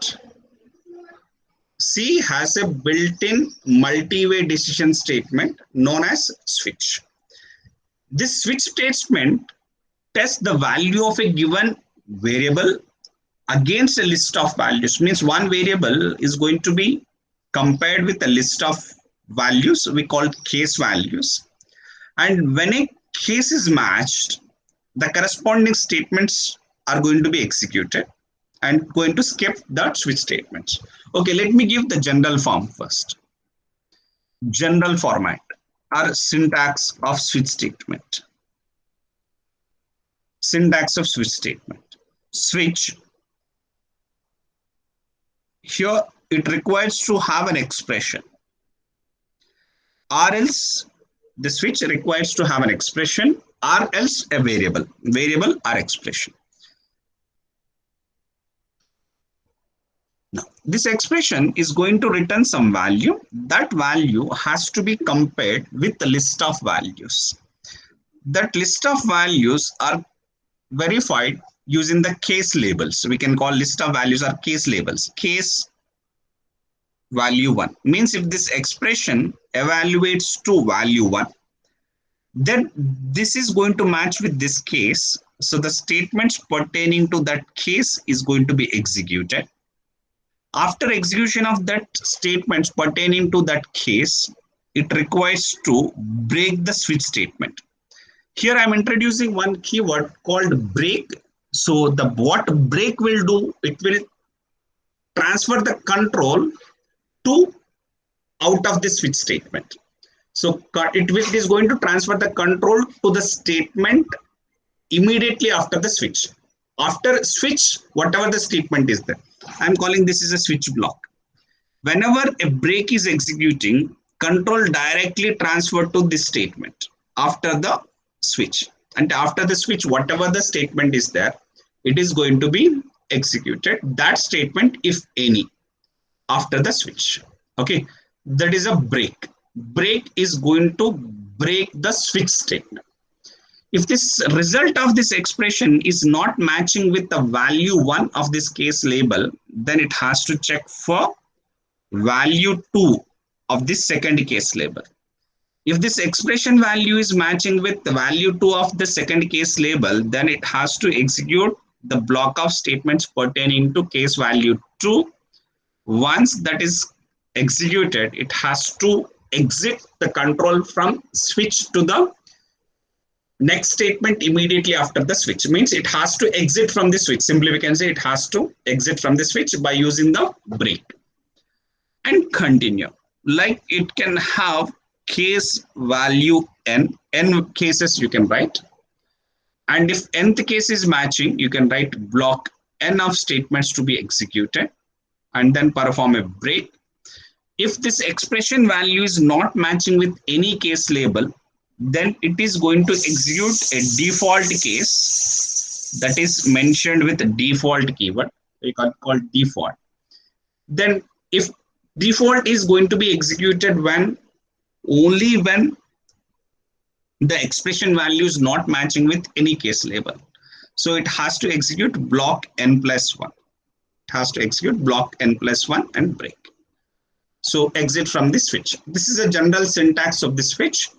And because this case expression is going to be compared against with value 1, value 2, value 3 dash dash up to value n, that's why we can call it is a multi-way decision statement. Means that expression is going to be verified with against multiple case labels. Okay, that's why we can call multi-way decision statement. Here I will give you some of the note points, and definitely the note points are helpful for you in your placements. Just have a look. Here, if I use switch off, suppose A I am using. Suppose float A equal 2.0 I declared. Float A equal 2.0. Now, is it a valid statement switch A? Switch A. It is invalid statement. Enduku invalid? Enduku invalid ante switch expression must be an integer. Switch expression must be an integer. Switch expression must be an integer. Floating points will not be allowed. మీకు ఇలాంటి questions కూడా రావచ్చు placements లో. అంటే ఏదైతే expression switch లో ఇస్తున్నారో అది ఇంటీజర్ కాకపోతే కనుక definitely it is going to give you error. That point you keep in mind. Switch expression must be an integer, not a float. Okay. And one more thing. Case labels must be constants. Must be constants. అంటే ఇక్కడ label వచ్చేసరికి constant ఉండాలి. అంటే case 1 లేదంటే case value A. A is a variable. Character అవుతుంది. It is character constant అంటే single quotes లో ఉండాలి. ఓకేనా? So case labels must be constants. So case labels cannot be case 2 plus 3 అని ఉండకూడదు. Okay. 2 plus A or something else. అంటే ఇలాంటివి ఉండకూడదు. case labels must be a constant. So 2 plus 3 is allowed. Enduku 2 plus 3 will give you 6. 6 is a constant. Okay, means case labels must be constants or constant expressions also. Constants must be constants or constant expression కూడా కావచ్చు. అంటే 2 plus 3 అని కూడా రాసుకోవచ్చు. ఒకవేళ case label ఒకటి 2 plus 3 అని రాశారనుకోండి, మీరు కన్ఫ్యూజ్ అయ్యేసి మీరు ఏమనుకుంటారు, ఇది అలో చేయదు అని చెప్పేసి ఎర్రర్ అంటారు. So it is not error, it is valid, it is a valid statement. So while case labels must be constant or constant expressions. Okay, this point also you can see. And case labels must be unique. Must be unique. అంటే case label ఇక్కడ case label 1 and ఇంకోటి case label 1 and రెండు case labels ఒకటే పెట్టకూడదు. So case labels must be unique, means two labels. This is called a label. Two case labels should not be same, should be different. So must be unique. That is what we call different. And next point, case labels must end with a colon. ఈ colon ఉండాలి compulsory, ప్రతి label కి colon ఉండాలి. ఇది ఇలా colon. Okay, and this break statement is optional. This break statement is optional. మీకు కావాలంటే break రాసుకోవచ్చు, లేదంటే రాయకూడదు. ఇప్పుడు బ్రేక్ రాశారనుకోండి, కంట్రోల్ ఏమవుతుంది, control is going to exit from the switch. ఇక్కడ బ్రేక్ ఉంది కాబట్టి స్విచ్ ని ఎగ్జిట్ అయిపోతుంది after whenever this break is executed. ఒకవేళ బ్రేక్ రాయలేదనుకోండి, it is going to continue with the next cases. అంటే ఇక్కడ బ్లాక్ 1 ఎగ్జిక్యూట్ అయింది, బ్లాక్ 1 ఎగ్జిక్యూట్ అయిన తర్వాత బ్రేక్ లేదనుకోండి, it is going to continue with block 2. అంటే స్విచ్ ఏం చెక్ చేయాల్సిన పని లేదు, it is going to continue with block 2. Block 2 తర్వాత బ్రేక్ ఉంది అనుకోండి, ఎగ్జిట్ అవుతుంది. బ్రేక్ లేదనుకోండి, so continue with block 3 and so on. ఓకేనా, that's why break statement is optional. ఒకవేళ బ్రేక్ లేకపోతే ఎర్రర్ అని కాదు, బ్రేక్ ఉండొచ్చు ఉండకపోవచ్చు. ఓకేనా, and default label is optional. This is also optional. అంటే డిఫాల్ట్ కేస్ కంపల్సరీ ఉండాలని ఏం లేదు. అంటే suppose when I'm checking that expression against the different case values, if it is matching with any one of the cases, no issue. If it is not matching with any of the cases, then I wanted to handle that situation also. అంటే ఏ case label కూడా match కాకపోతే handle చేయాలనుకుంటున్నాను, దాన్ని ఏమంటాము, default case అంటాం. But default case is your choice. మీరు పెట్టాలనుకుంటే పెట్టచ్చు, లేదంటే లేదు. It is optional. Okay, and the last important point is default case. మన జనరల్ గా మీకు కాలేజ్ లో ఫ్యాకల్టీ చెప్పేటప్పుడు కూడా డిఫాల్ట్ లాస్ట్ లో రాయమని చెప్తారు. ఎందుకంటే జనరల్ గా అన్ని కేసు ఏ కేసు సాటిస్ఫై కాకపోతే డిఫాల్ట్ కి వెళ్ళిపోతుందని. But writing default at the end, last లా రాయాల్సిన పని లేదు. మీరు కావాలంటే డిఫాల్ట్ ముందట కూడా పెట్టుకోవచ్చు. Okay, default may be placed anywhere, may be placed anywhere, but it is recommended to be placed at the end. మీకు జనరల్ గా మీరు మీ టీచర్ వాళ్ళు చెప్పేది కూడా ఏమని చెప్తారంటే ఎండ్ లో పెట్టండి అమ్మా అని చెప్తారు. బట్ ఎండ్ లో పెట్టాల్సిన అవసరం లేదు, మీరు కావాలంటే ఫస్ట్ డిఫాల్ట్ రాసుకోండి, సరిపోయింది. But this expression values are going to be first compared with all case values. ఇక్కడ ముందుగా డిఫాల్ట్ పెట్టడం వల్ల ముందు డిఫాల్ట్ ఎగ్జిక్యూట్ అవుతుందని మీనింగ్ కాదు. సో స్విచ్ ఎక్స్ప్రెషన్ ఏదైతే ఉందో అదన్నీ కూడా ఫస్ట్ అన్ని కేస్ లేబుల్స్ తోటి కంపేర్ చేసుకుంటూ వెళ్ళిపోతుంది. ఒకవేళ ఏ కేస్ లేబుల్ మ్యాచ్ అవ్వకపోతే అప్పుడు డిఫాల్ట్ ఉంటే కనుక డిఫాల్ట్ ఎగ్జిక్యూట్ అవుతుంది. అలా అని డిఫాల్ట్ లాస్ట్ లో పెట్టాల్సిన పని లేదు. డిఫాల్ట్ ఎక్కడైనా పెట్టుకోండి, మధ్యలో పెట్టుకోండి, మధ్యలో పెట్టుకోండి, ఫస్ట్ పెట్టుకోండి, లాస్ట్ పెట్టుకోండి, no issue. That doesn't matters. Okay, it doesn't matter. These are the important points that definitely will be helpful for your placements. Okay, switch expression, I'm repeating the points. Switch expression should be integer. Okay, switch expression must be integer, and case labels must be constants or constant expressions. And 2 plus 3 and go try it. And case labels must be unique, means two case labels should not be same. And break statement is optional, default statement is optional, and you can write default at any place. ఎక్కడ కావాలంటే అక్కడైనా పెట్టుకోవచ్చు. ఓకేనా?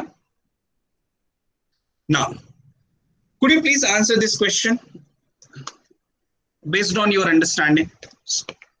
ఇప్పుడు మీకు ఏం అర్థమైందో దాన్ని బేస్ చేసుకుని క్వశ్చన్ సాల్వ్ చేయండి.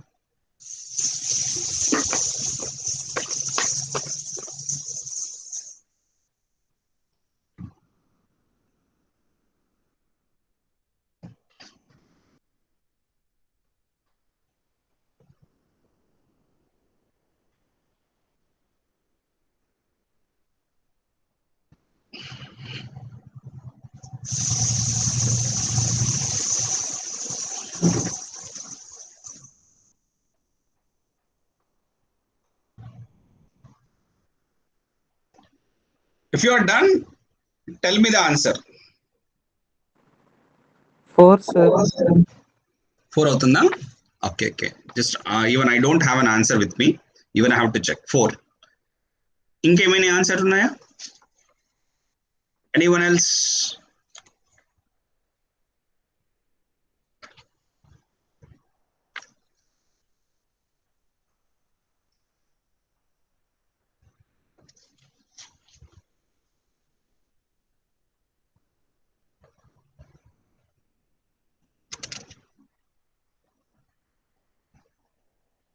ఫోర్ కాదనుకుంటా.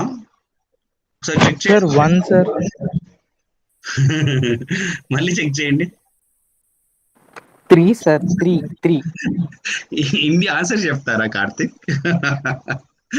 4 కాదంటే 1 అని చెప్పా, 1 కాదంటే 3 అని చెప్పా, ఇప్పుడు 3 కాదంటే 5 అని చెప్తావా?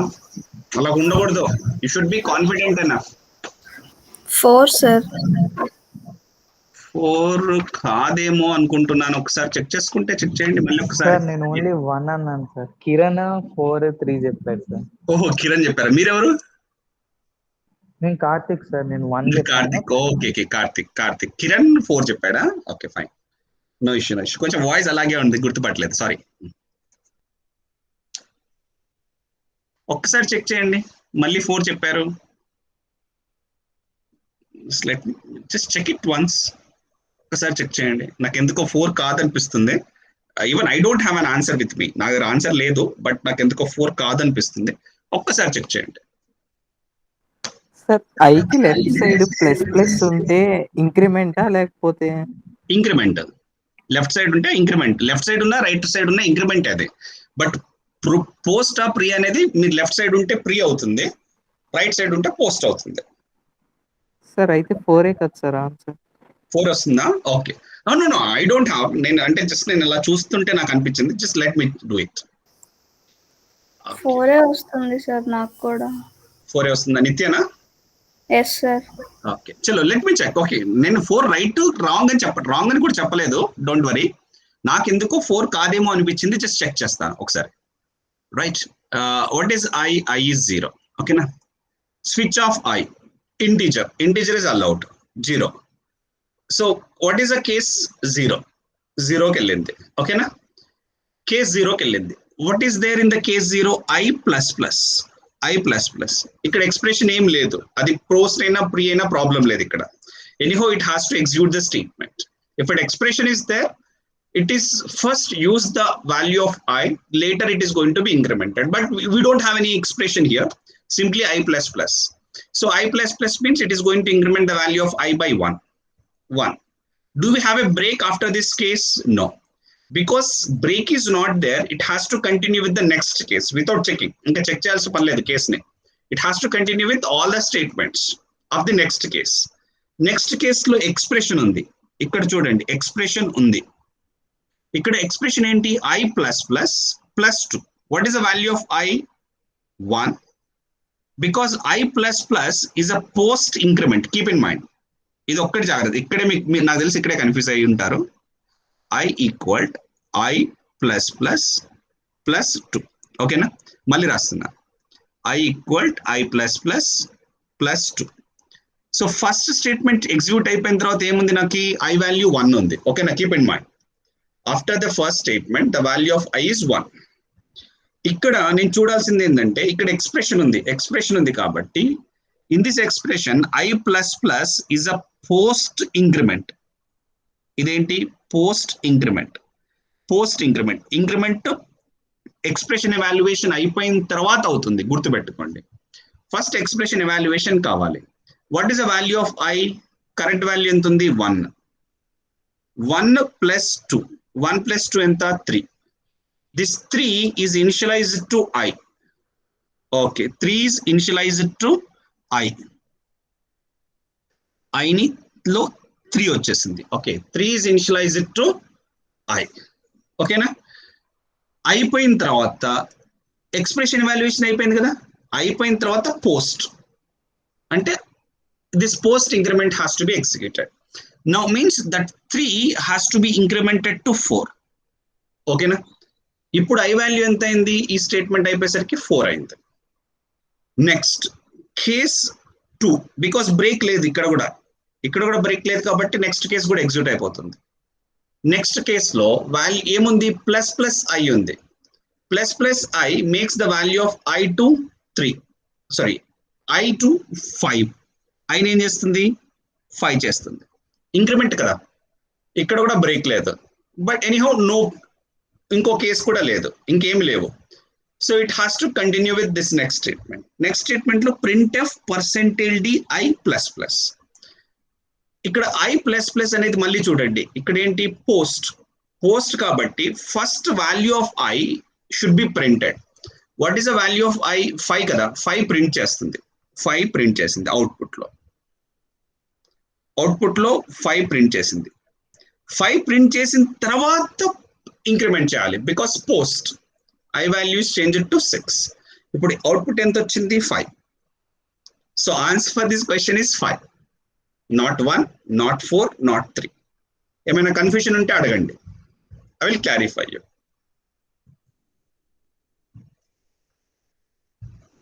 ఈ ప్రీ పోస్ట్ ఇంక్రిమెంట్ డిక్రిమెంట్ అవన్నీ నేను లాస్ట్ లో చెప్పాను.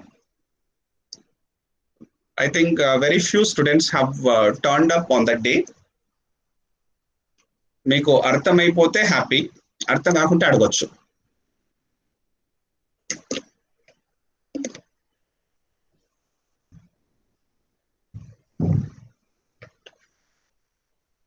Any doubt?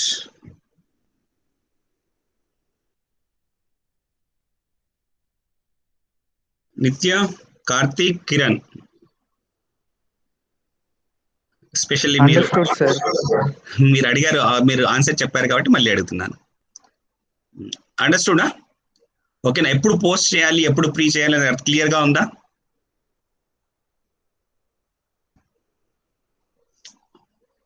నిత్య ఓకేనమ్మా? Yes sir. సో లాస్ట్ లో చెప్పాను పోస్ట్ కి ప్రీకి డిఫరెన్స్. ప్రీ అంటే first okay Nithya, just I'm continuing. Pre అంటే ఫస్ట్ ఇంక్రిమెంట్ ఆర్ డిక్రిమెంట్, అది ఇంక్రిమెంటే కావచ్చు, డిక్రిమెంట్ కావచ్చు. ఫస్ట్ ప్రీ అంటే increment, decrement, then evaluate the expression, ఏదైనా ఎక్స్ప్రెషన్ ఎవాల్యుయేట్. ఇలా పోస్ట్ అన్నారు అనుకోండి, ఫస్ట్ ఎవాల్యుయేట్ ద ఎక్స్ప్రెషన్. ఇక్కడ పోస్ట్లే ఉన్నాయి, ఇక్కడ పోస్టే ఉంది కాబట్టి ఫస్ట్ ఎవాల్యుయేట్ చేశాను. Evaluate the expression, then you can go for increment or decrement. This point is very useful. So answer for this question is option D. Okay na? That's about branching statements. In the branching we have discussed if else, simple if else statement, nesting of if else statements, and Elsif ladder, and also we have discussed about switch. And every note point what I discussed is very important. I hope you have noted all the note points. Okay, so there are two classification of flow of control statements called branching statements, and one more is looping statements. And in the branching we have discussed these. In the looping we have while, do while, and for statements. That we are going to discuss next as a part of flow of control statements. In that category of flow of control statements are called looping statements. Fine. And because already 11:40 అవుతుంది, already it is 11:40, we'll take a short break. Break is required. అంటే 3 hours class continuous గా వినలేరు మీరు, I know it. and human mind can put a continuous concentration at the maximum of 2 hours. అంటే ఒక 2 hours కంటే ఎక్కువ concentrate చేయలేదు human mind. అంటే 2 hours తర్వాత డివేట్ అయిపోతుంది, అంటే మీరు వేరే లోకంకి వెళ్ళిపోతారు. వేరే లోకం అంటే దాని meaning it is not way some different this one, your mind is going to B deviated from this topic to some other things. అంటే అందుకని it is always required to have a break in the duration of 2 hours. So for every 2 hours, it requires to have a break. Because our session is 3 hour session. Now it is already 11:42. So we'll take 15 minutes break. After 15 minutes, we will continue with the looping statements. While, do, while. ఇంకా చాలా చాలా చిన్న చిన్న points మీరు జనరల్గా మీరు consider చేయనివి, మీరు focus చేయనివి, అవన్నీ కూడా మనం ఇక్కడ డిస్కస్ చేస్తూ ఉంటాం. Fine. Now it is 11:42. Take a break for 15 minutes. So I'm not logging out. నేను ఇలాగే ఉంటున్నాను. Just I will also relax for some time, 15 minutes. I will have a cup of tea and come back. You also relax for 15 minutes. Have a cup of tea if possible, or else take a long breath happily. Listen some music for 15 minutes. After 15 minutes, we'll continue. Now in my mobile, it is 11:42. From 11:42, 15 minutes means 11:57. It's a break. Okay, thank you.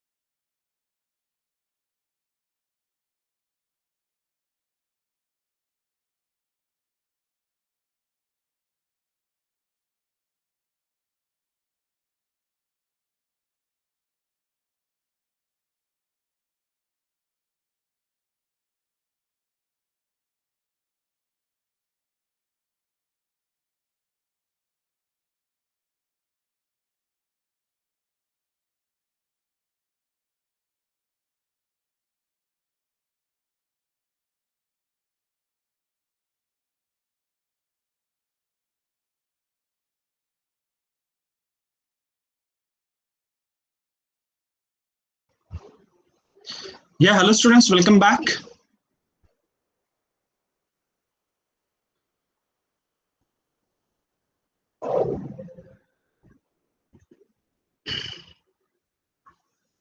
Yeah, hello students, welcome back. We'll continue the session for 1 more hour. Okay, fine. Next, we'll continue with the while statement. This while statements, while, do while, and for statements are called looping statements. We call looping statements, or we also call iterative statements. Looping statements are iterative statements. Have a look the general syntax of the while statement and understand the flow of control. Okay. Now, the general form or syntax of the while statement is while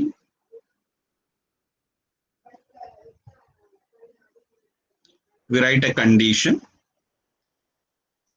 and it has to execute the block of statements. So I'm calling block 1 and close. Now what this while statement do? It is going to check the condition repeatedly. If the condition is true, it has to execute that block of statements repeatedly until this condition becomes false. It means it has to check for some condition. It has to check for some condition. This condition may evaluate to true or may evaluate to false. If it is true, it has to execute the block of statements, means statements corresponding to that block 1 need to be executed. On completion of this block 1 statement, this condition need to be evaluated one more time. This condition is going to be evaluated for one more time. If the condition is false, it is going to be exit from the while loop. If condition false, exit from the while loop. And because it is testing the condition first, that is meaning called entry. On entry of the loop, it is testing the condition. On entry of the loop, it is testing the condition. And it is iteratively execute this block 1 statements. That's why while is called entry controlled statement. Entry controlled statement. Why it is called entry controlled? Because this is a loop body. I can call body of the loop. This is going to be executed iteratively. Before it starts iteration, it is to check the condition on entry into the loop body. That's why we can call it as entry controlled statement. It is called entry controlled statement, and it will be useful in many of the programs where you have to perform some group of statements iteratively. Let us say small program. As an example, I will give you just a small program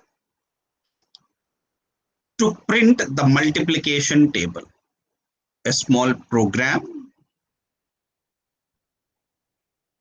to print the multiplication table.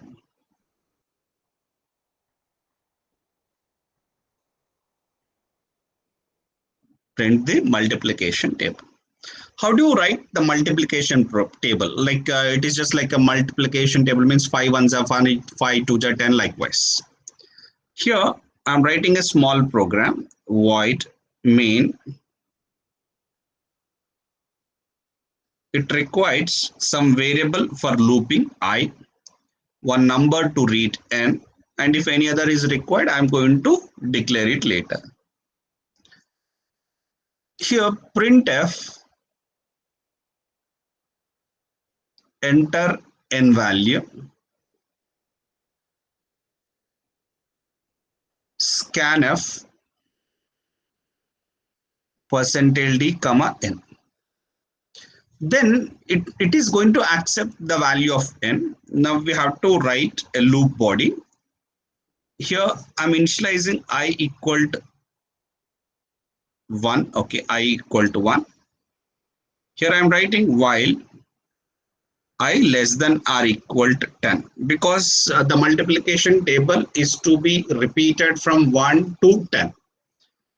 For each iteration, it has to print that multiplication table format. It means 5 ones are 5, means it has to print percentile d, like n value, into I value equals to n into I value. So I'm writing in this way: n value into I value equal to n into I value. This one I wanted to print it, comma. So n value, first percentile d is for n value, second percentile d for I value, third percentile d is for n into I value. Close. This loop body is now having only one statement. This loop body has to be repeated for 10 times. So every time the value of I required to be incremented by 1, means I is 1, I is 2, likewise. So I is to be incremented 1 for every time. Then after I is incremented, again this loop condition is to be verified, that I less than or equal to 10 is to be verified. If it is true, it has to execute this print statement and increment the value of I. And this is going to be continued until I becomes 11.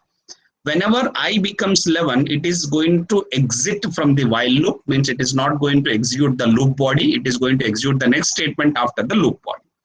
Next statement after the loop body, I don't want to do anything, just close the main. Now coming to the output of the program. Now how this output? Now first it is going to declare the variable I whose value is 1 and n which is not initialized, and ask you to enter the value of n. Enter n value.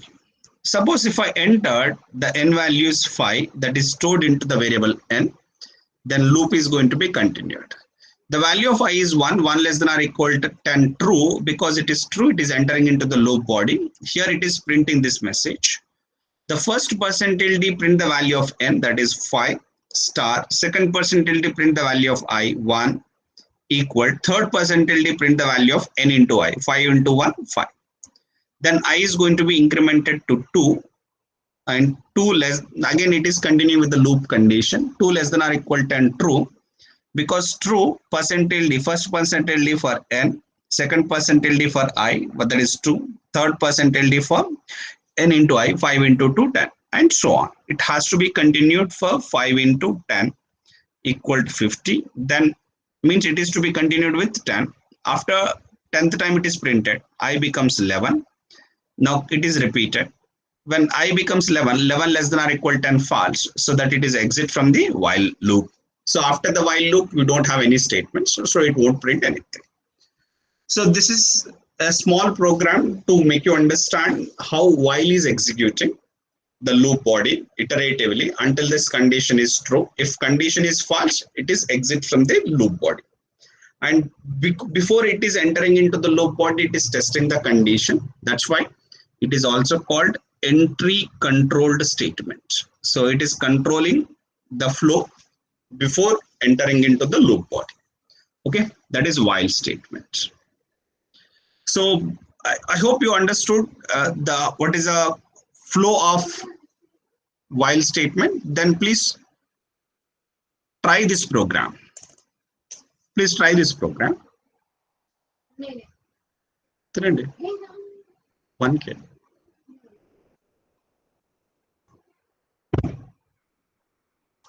Take 2 minutes of time and please try this.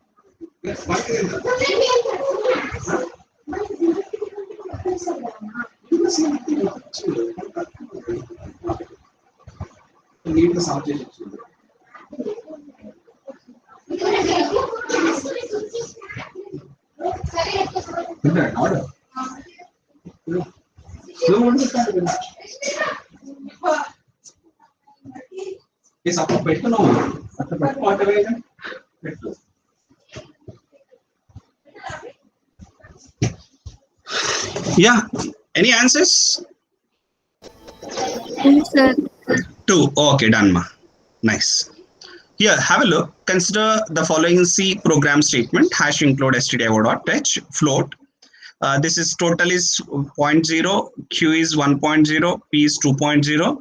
Here P by Q, P 2.0 by Q 1.0.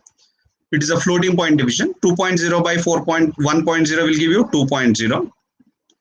2.0, which is greater than P by Q. Sorry, P by Q na.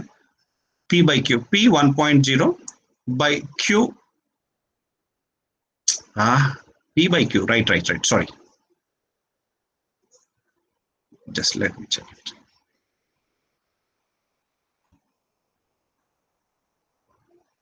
P 2.0 by Q 1.0.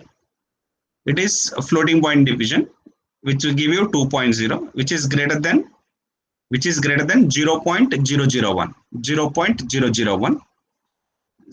Yes, correct. So that Q equal to Q plus Q.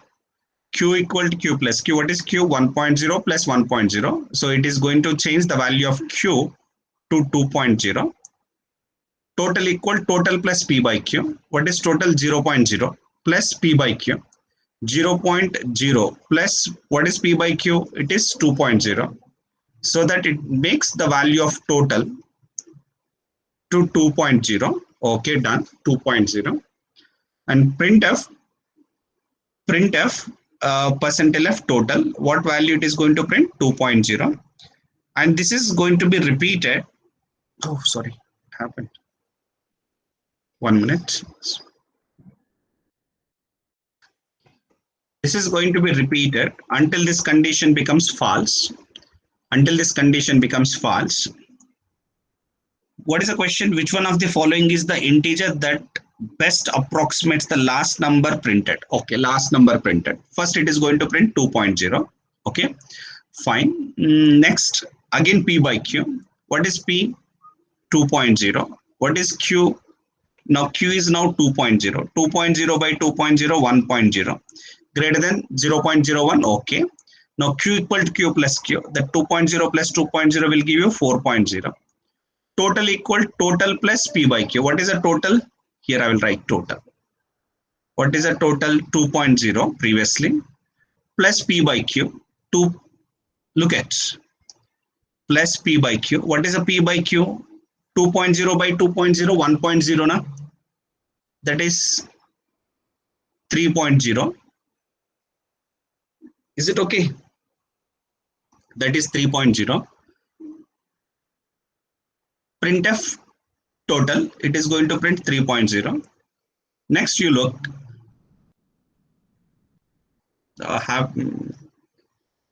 is that I did any mistake? నేను ఏమైనా mistake చేశానా? Yes, sir. ఒకసారి check చేస్తాను. Just confused. ఏదో confuse చేస్తుంది. ఏం mistake చేశానమ్మా Nitya? Sir first మీరు టోటల్ క్యాలిక్యులేట్ చేసేటప్పుడు P by Q వేయలేదు sir. I mean Q value 1.0నే తీసుకున్నారు సార్. అక్కడ Q plus Q అయింది కదా సార్. Okay right. అదే 1.0 తీసుకున్నారు. నైస్. అదేదో మిస్టేక్ చేసినట్టు కనిపించింది. అందుకే just I will be rechecking it. Okay, just let me do it one more time. Here I will write total. Very good, amma. Total 0.0 and Q 1.0 and P 2.0. P by Q. P by Q means 2.0 by 1.0, 2.0. True. So because ఇక్కడ రాస్తాను P by Q కూడా రాస్తాను. Okay. Acha, here this P by Q is different. Na? Okay, no issue.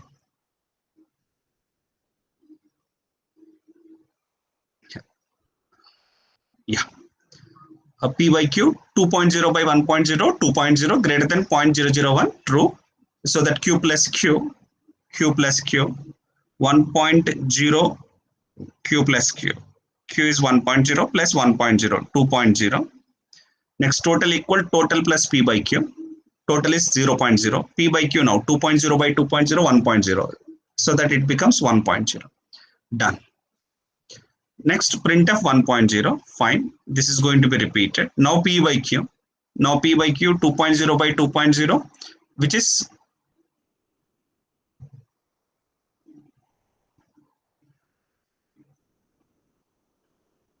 (2.0).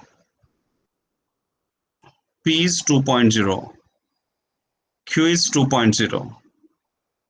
రెండు కూడా 0 అవుతున్నాయి కదా 2.0 by 2.0. It is 0. 0 greater than 0.001 false. Anything is missing? ఒకసారి చెప్పండి. ఇక్కడ ఏమవుతుంది P 2.0, Q 2.0, 2.0 by 2.0. So it is going to become 0.0. 0.0 greater than 0.001 false. So because it is false, it is exiting. So what it is going to printing? 1.0 is printing. B is the answer. If anything is missing, you please tell me.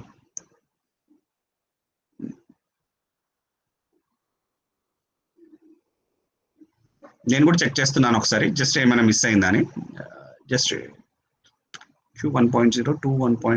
P 2.0. P by Q 2 by 1. 1. Okay, fine. True. Q is Q plus Q. Sir, 2.0 0.0. 2.0 by 2.0. 0.0 అవుతుందా sir ఆ value 1 కదా sir Oof. 1. Sorry. Right. That's what నేను confuse అవుతున్నానంటే నేను చూస్తున్నాను. Right. Sorry. Fine. This is 1.0. Oh, sorry. Silly mistake. So it is 1.0. Okay, right, ma. Sorry. Thank you. Good, ma. 1.0 is greater than okay, 0 కాదు కదా. Sorry, 1 అవుతుంది. 1.0 is greater than 0.001. True. Now Q equal to Q plus Q. ఎంత అవుతుంది ఇప్పుడు 4 అవుతుంది. 4.0. And total equal total plus P by Q. Total plus P by Q. 1.0 plus P by Q now. 2 P is 2, Q is 4. 2 by 4 ఎంత అవుతుంది 0.5 అవుతుంది. So that it is becoming 1.5. It is becoming 1.5. Right. It is becoming 1.5. Next, it is 1.5 print. But we require last number, na? So we'll repeat it. So again, continue. P by Q, 2 by 4. 2 by 4 enta 0.5. 0.5 is greater than 0.001. So that Q plus Q. So it is becoming 16.0. Sorry, 8.0. 4 plus 4, 8.0. P by Q. 2 by 8 anta 1 by 4 ante 0.25. 0.25 into 1.5 plus 0.25. That is 1.75. Right? And then again repeating. P by Q. 2 by 8 into 1.4.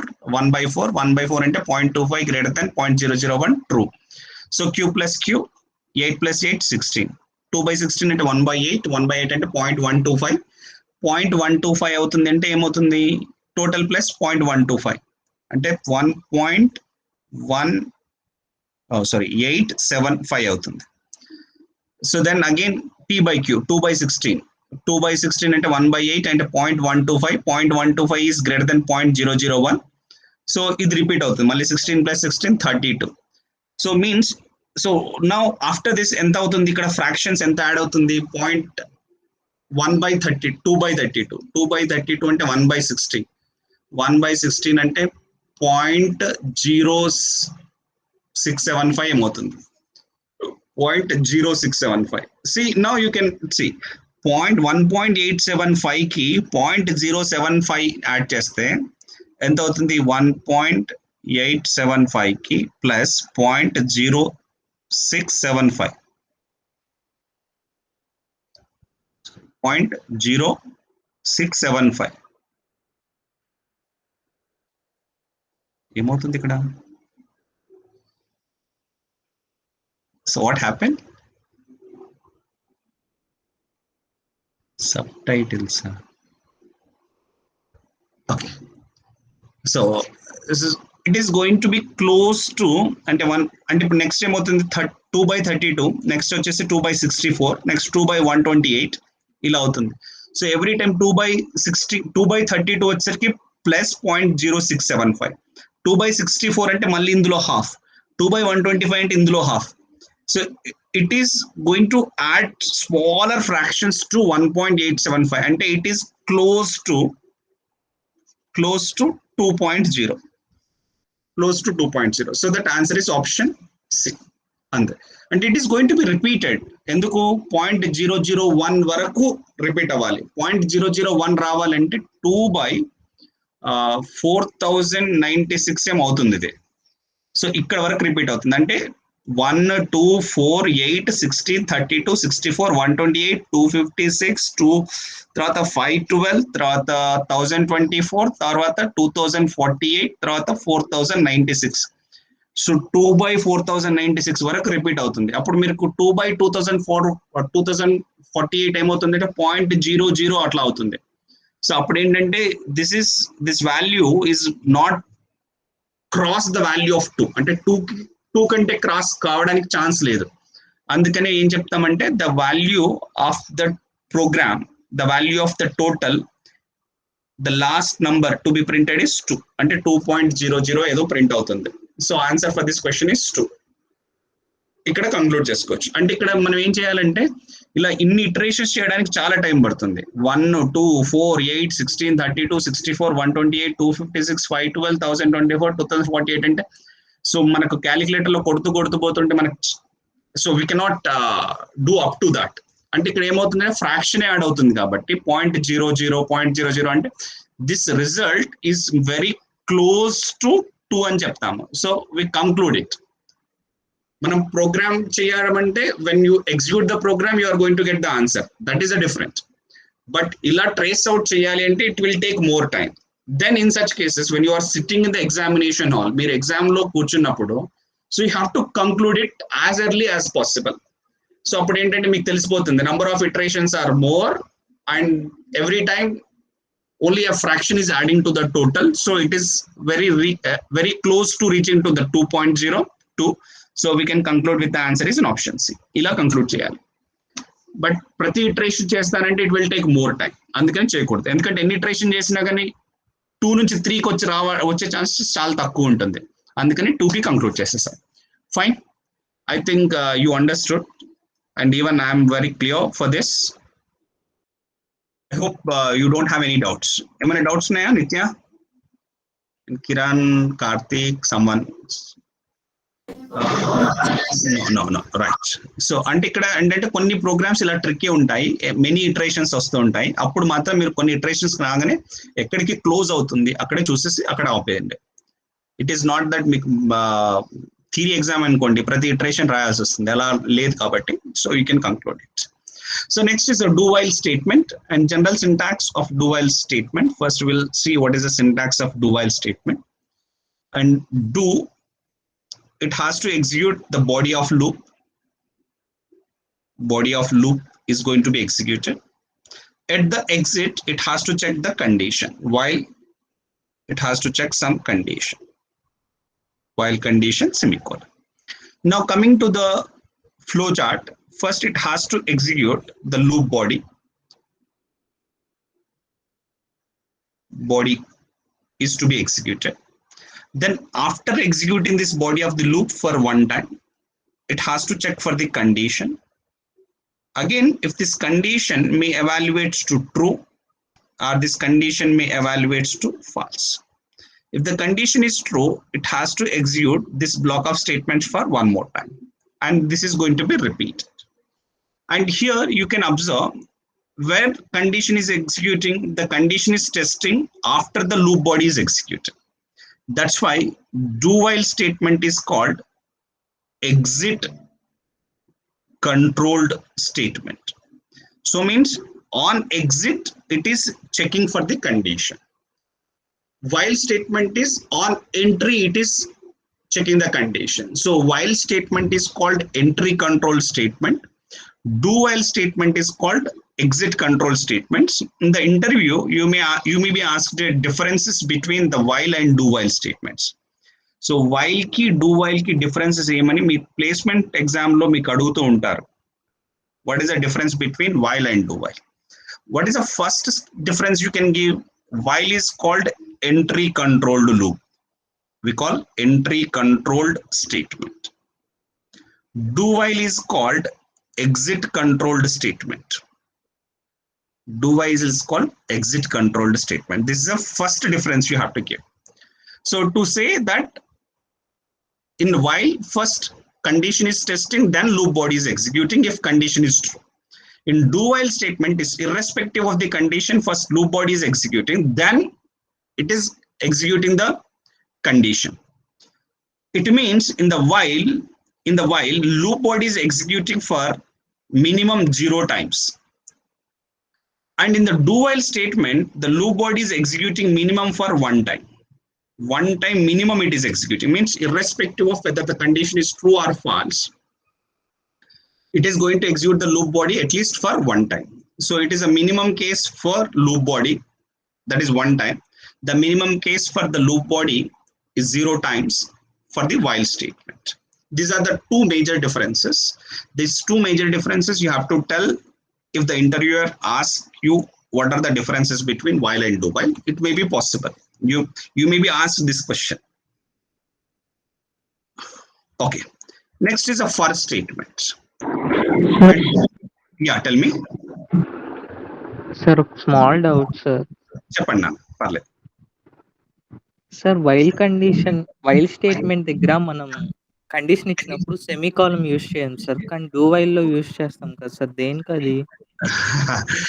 Super doubt నాన్న, very good. ఇక్కడ ఇది మొత్తం కలిపి ఒక statement నాన్న. This is called do while statement. వినండి జాగ్రత్తగా, ఓకేనా? ఇది do while statement. Do while statement మీకు సి ప్రోగ్రామ్ లో ఎవ్రీ స్టేట్మెంట్స్ ఎండ్ అయితే సెమీకోలన్, అది మొత్తం ఒక స్టేట్మెంట్ కదా, ఆ స్టేట్మెంట్స్ మాత్రం ఎండ్ విత్ సెమీకోలన్, ఓకేనా? ఇక్కడ పాయింట్ అర్థమైందా? ఇది మొత్తం ఒక సి ప్రోగ్రామ్ స్టేట్మెంట్ అన్నాను, ఓకేనా? ఈ C program statement, as you know that every C program statements end అయితే సెమీకోలన్, ఇది అయిపోయింది. నెక్స్ట్ ఇప్పుడు మీకు వైల్ అన్నారు కదా, వైల్ కి ఏమో రాస్తారు? వైల్ కండిషన్, ఇక్కడ లూప్ బాడీ ఆఫ్ లూప్ ఇక్కడికి ఎండ్ అయిపోయింది, ఓకేనా? సో ఇక్కడ మీరు ఏమంటారంటే ఇక్కడ స్టేట్మెంట్ సెమీకోలన్ పెడతా అంటారు, అంతేనా? ఇక్కడ సెమీకోలన్ ఎందుకు పెట్టారు, ఇక్కడ ఎందుకు పెట్టారు అని అంటున్నారు. ఇక్కడ పాయింట్ అనేది స్టేట్మెంట్ ఎక్కడ ఎండ్ అవుతుంది అనేది ఇంపార్టెంట్, ఓకేనా? అంటే ఇక్కడ కావాలి అంటే ఇప్పుడు నేనేం పెట్టాలంటే ఇక్కడ పెట్టకూడదు. ఇది వైల్ స్టేట్మెంట్, ఇది మొత్తం వచ్చేసి while statements ends with semicolon ఇక్కడ పెట్టొచ్చు. బట్ అక్కడ పెట్టడం వల్ల మీనింగ్ ఏం లేదు. అంటే ఇది ఏంటంటే దీని లూప్ బాడీ అయిపోతుంది, ఇక్కడ ఎంటీ స్టేట్మెంట్ ఎగ్జిక్యూట్ అవుతుందని మీనింగ్. ఇక్కడ లూప్ బాడీ అయిపోతూనే ఎంటీ స్టేట్మెంట్ ఎగ్జిక్యూట్ అవుతుంది. సో ఎంటీ స్టేట్మెంట్ కి మనం స్పెసిఫిక్ గా చూపించాల్సిన పని లేదు కాబట్టి ఇక్కడ మనం సెమీకోలన్ పెట్టాం, ఓకేనా? ఇది స్టేట్మెంట్. ఇక్కడ సెమీకోలన్ పెట్టడం వల్ల ఏమవుతుంది? వైల్, ఇక్కడ కండిషన్, వైల్ కండిషన్, ఇక్కడ సెమీకోలన్ పెట్టడం వల్ల ఏమవుతుంది అని అంటే మనకు ఇక్కడ లూప్ బాడీ రాశాను. వైల్ కి ఏమేమి అసోసియేట్ ఉంటుంది? లూప్ బాడీ అసోసియేట్ ఉంటుంది. అంటే వైల్ కి ఎక్కడ వరకు ఎండ్ అని తెలుస్తుంది అంటే అంటిల్ ఇట్ ఎన్కౌంటర్స్ సెమీకోలన్. ఇక్కడ సెమీకోలన్ అన్న రావాలి, లేదంటే బ్లాక్ అన్న రావాలి. ఇక్కడ బ్లాక్ రాలేదు, ఈ స్టేట్మెంట్ కి ఇక్కడ దీని తర్వాత బ్లాక్ లేదు, ఇక్కడ సెమీకోలన్ ఉంది, అంటే ఎంటీ స్టేట్మెంట్ ఎగ్జిక్యూట్ అవుతుంది అనమాట. అంటే బ్లాక్ ఈజ్ ఆప్షనల్. అంటే ఏంటంటే ఇప్పుడు ఇదేమైపోయిందంటే while condition is true, true కాగానే ఈ ఎంటీ స్టేట్మెంట్ ఎగ్జిక్యూట్ చేస్తుంది. అంటే ఇక్కడ ఏం లేదు, that is called empty statement. ఇలాంటి దాన్ని ఎందుకు యూజ్ చేస్తారంటే దీన్ని ఇన్ఫైనైట్ లూప్స్ కోసం యూజ్ చేస్తారు. ఇన్ఫైనైట్ లూప్స్ కోసం యూజ్ చేస్తారు. మీకు సింపుల్ గా ఇక్కడ అబ్జర్వ్ చేయాల్సిన పాయింట్ ఒకటే, every C program statements ends with a semicolon. అదొకటి పాయింట్ గుర్తుపెట్టుకోండి, C program statements ends with a semicolon. ఇది డూ వైల్ స్టేట్మెంట్, ఇదంతా కలిపితే డూ వైల్ స్టేట్మెంట్ అంటారు. ఈ స్టేట్మెంట్ దేంతో ఎండ్ అయింది, సెమీకోలన్ తో ఎండ్ అయింది. ఇది వైల్ స్టేట్మెంట్, ఇది మొత్తం ప్రోగ్రామ్ కలిపి ఇదంతా కలిపి డూ వైల్ స్టేట్మెంట్ అంటారు. ఒక statement, statements ends with semicolon. ఇక్కడ మీరు కావాలంటే పెట్టొచ్చు, but there is no meaning.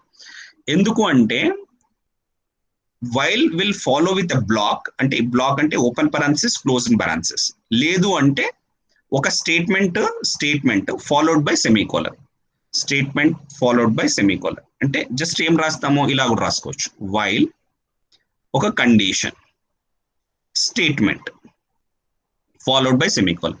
ఇక్కడ వైల్ స్టేట్మెంట్ ఏంటి, ఇదంతా కలిపితే వైల్ స్టేట్మెంట్. ఓకేనా, statement ended with a semicolon, ఇక సెమీకోలన్ ఉందా లేదా, statement end with a semicolon. ఇది మొత్తం కలిపితే statement end with a semicolon. But ఇక్కడ ఏంటంటే వైల్ కి లూప్ బాడీ వచ్చినప్పుడు సెమీకోలన్ పెట్టాల్సిన పని లేదు, అందుకని మనం ఏం చేస్తామంటే ఈ సెమీకోలన్ ని ఇగ్నోర్ చేస్తాం. సో ఈ మూడింటి డిఫరెన్స్ అర్థమైందా లేదు ఒకసారి మీరు చెప్పండి.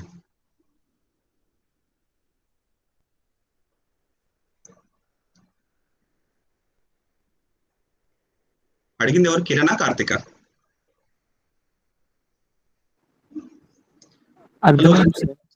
అర్థమైందా? సింపుల్ ఒకటే point, C program statements ends with semicolon. అసలు మీకు ఇక్కడ స్టేట్మెంట్ అనేది ఏంటిది అనేది మీకు తెలిస్తే సరిపోతుంది అంతే. ఓకేనా, అందుకని ఇక్కడ వైల్ తర్వాత ఇక్కడ సెమీకోలన్ పెడతాం, అక్కడ అది ఇక్కడ సెమీకోలన్ పెడతాం. రైట్, ఇంకేమైనా డౌట్ ఉందా? సో సింపుల్ గా మీరు చెప్పే దీనికి ఎవరైనా ఇలాంటి నీలాంటి క్వశ్చన్ ఎవరైనా అడిగితే ఏం చెప్తామంటే ఒకటే ఒక solution, every C program statements ends with semicolon. Do while లో స్టేట్మెంట్ ఇక్కడ ఎండ్ అవుతుంది కాబట్టి ఇక్కడ సెమీకోలన్ పెట్టాము, వైల్ లో ఇక్కడ ఎండ్ అవుతుంది కాబట్టి ఇక్కడ సెమీకోలన్ పెట్టాము. ఇక్కడ ఏంటంటే ఇది ఆప్షనల్ కాబట్టి ఇది ఇగ్నోర్ చేస్తాము. ఇక్కడ ఏంటంటే ఒకటే స్టేట్మెంట్ రాసినప్పుడు ఇది కంపల్సరీ కాబట్టి సెమీకోలన్ పెడతాము, అక్కడ స్టేట్మెంట్ ఎండ్ అయింది అనమాట. Every C program statements ends with semicolon, అదొకటే ఆన్సర్ దానికి. Right, okay, done. Next is a for statement. నా ఫర్ చాలా ఇంపార్టెంట్, దీనికి మల్టిపుల్ ఎగ్జాంపుల్స్ కూడా చెప్తాను నేను. So many note points I'm going to tell you. So what is the general syntax of a for statement? For it has a three parts: initialization, semicolon, then followed by a test condition, semicolon, then followed by increment or decrement section, then it is followed by loop body, close. Now whenever you see the flow of execution of this for statement, first always it performs initialization, eppudu first initialization ki vellipotundi, then it will go to the test condition, it will go for test condition. Then if test condition is true,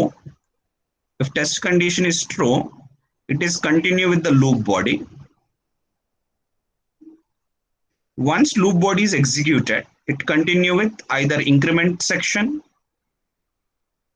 or decrement section, means increment or decrement section. Then it continues with the test condition. If the test condition is false, it is exit the for statement. For exit అవుతుంది. So now here you can see first initialisation, దీని మీద చాలా questions అడిగాడు for మీద. First initialisation, second test condition, If true, then loop body. Then go for increment or decrement section. Then continue with the test condition. And this is going to be repeated. If true, this one. If it is false, then go to the next statement after the for. Loop body is exited. Loop body is going to be exited. Means it is exit from the loop body. It is going to be exit from the loop body. Fine. This is a syntax for statement. Some note points I will give you. Some note points. Listen to me that note points. Note 1. Note 1. If I write for I equal to 0, comma j equal to 0, okay, I equal to 0, comma j equal to 0, something n less than 17, plus n there. Now, what do you think? Is it a valid condition or invalid condition? Here you see in the initialization section, I wrote 2 variable initialization, more than 1 variable initialization. Is it valid or invalid? Can anyone tell me? Is it valid anukuntunnara, invalid anukuntunnara?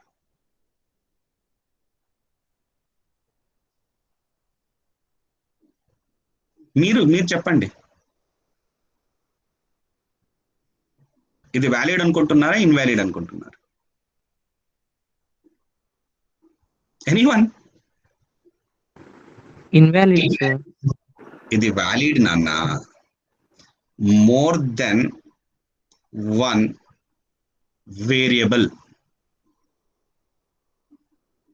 Can be initialised. అంటే మీరు initialisation section లో ఒకటే initialisation ఉండాల్సిన పని లేదు. If I wanted, I can initialize more than 1. But keep in mind, each initialization separate with comma, not semicolon. దీనికి difference ఉంది చూడండి. ఇలా కామా పెట్టుకుంటా. So it is a point is more than 1 variable can be initialized. ఇది condition. Okay, it is true. It is a valid statement. ఇట్లాంటివి కూడా use చేసుకోవచ్చు. అంటే if I wanted to write multiple loops, అంటే multiple loops రాసే బదులు ఇలాంటివి alternative optimisations లో యూజ్ అవుతాయి. ఓకేనా? అండ్ సిమిలర్లీ నేను ఇలా రాయొచ్చా, మీరు చెప్పండి.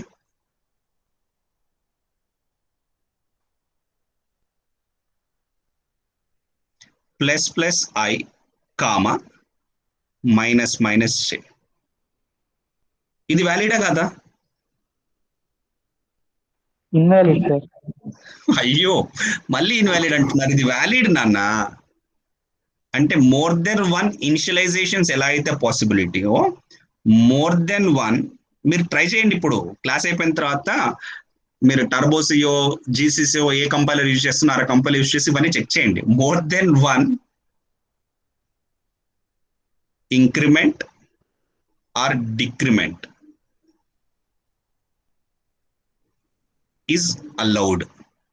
అంటే మీరు మళ్ళీ ఈ ఇంక్రిమెంట్ డిక్రిమెంట్ కూడా ఇలా ఉండాలి. కామా ఒకటే కామా, సెమీకోలన్ కాదు. గుర్తుపెట్టుకోండి. అంటే ఎప్పుడు కూడా నీకు 3 సెక్షన్స్ ఉంటాయి ఫర్ లో. ఇనిషియలైజేషన్ సెక్షన్ లో more than 1 initialisation possible. Condition section లో more than 1 condition, anyhow you can write it as you know, more than 1 condition possible. And increment or decrement section లో more than 1 increments or more than 1 decrements also possible. You can write it, which is definitely valid. మీకు optimisations use అవుతుంది. అంటే loops merge చేసేటప్పుడు, అంటే more than 1 loops రాసినప్పుడు మీకు program execution will take more time generally. అంటే actually ఇవి ఎక్కడ యూజ్ అవుతాయంటే మీకు కంపైలర్ ఆప్టిమైజేషన్స్ లో యూజ్ అవుతాయి. అంటే మీరు లార్జ్ ప్రోగ్రామ్స్ రాస్తున్నారు which will take hours of a time for execution. అప్పుడు ఏంటంటే optimisation is very very important. అంటే మీ ప్రోగ్రామ్ ఎగ్జిక్యూషన్ చాలా తక్కువ టైంలో ఎగ్జిక్యూట్ చేయాలి. ఎలా చేయాలి? Then go for optimisation. Go for optimisation means 2 loops ఉన్నాయనుకోండి, 2 లూప్స్ ని మెర్జ్ చేసేస్తాం. That is called loop jamming అంటారు. ఆప్టిమైజేషన్ టెక్నిక్స్ లో కంపైలర్స్ లో ఏమంటారంటే లూప్ జామింగ్ అంటారు. అలాంటి వాటిల్లో యూజ్ అవుతుంది. అందుకోసం there is a syntax. It is a valid syntax.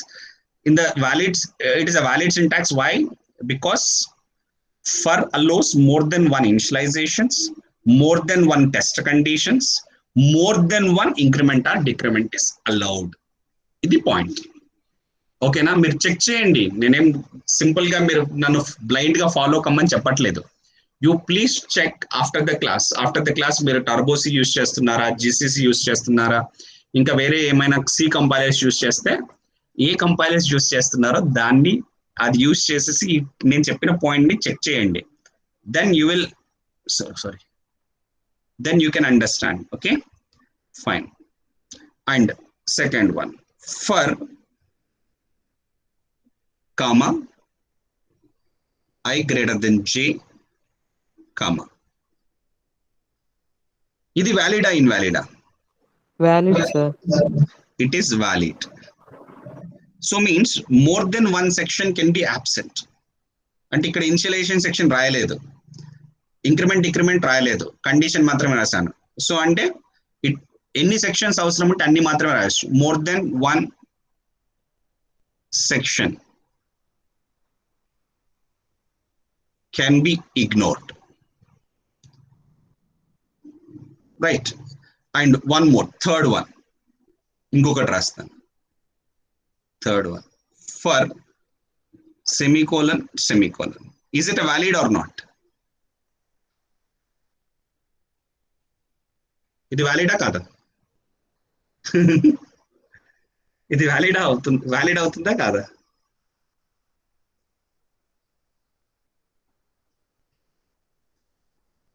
Kiran, Karthik,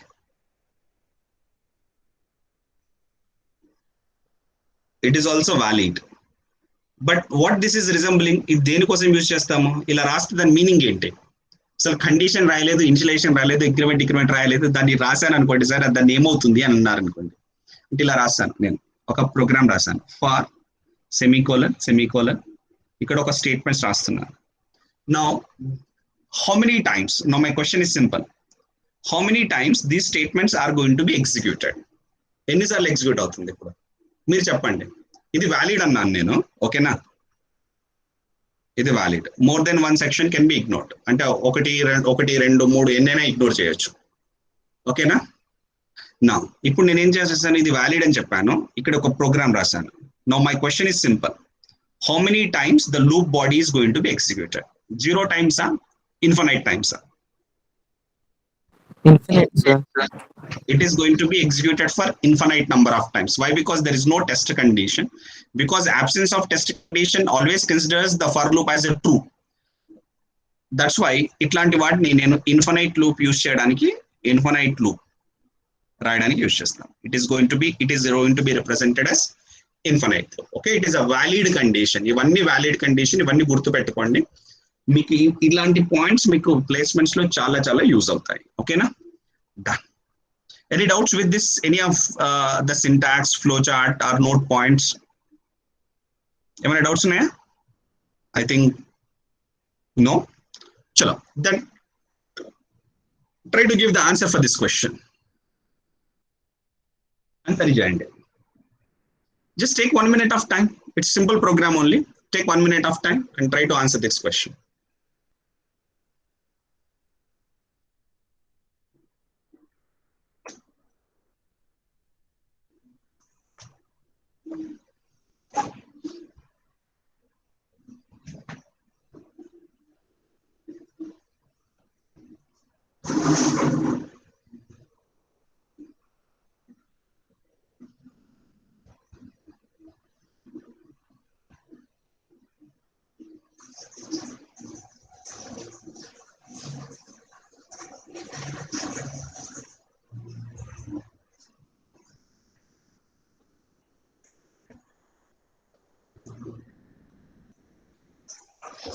Sir, 3, sir. X equal to 3.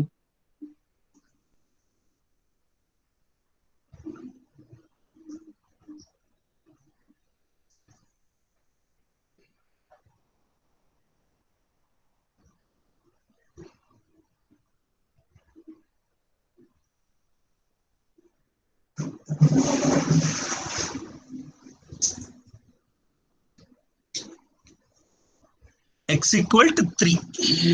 Okay, chalo, done. So what is the question? Int x equal to 0. Okay, initially x is 0. Here x is first initializing to 1, x less than 4 condition.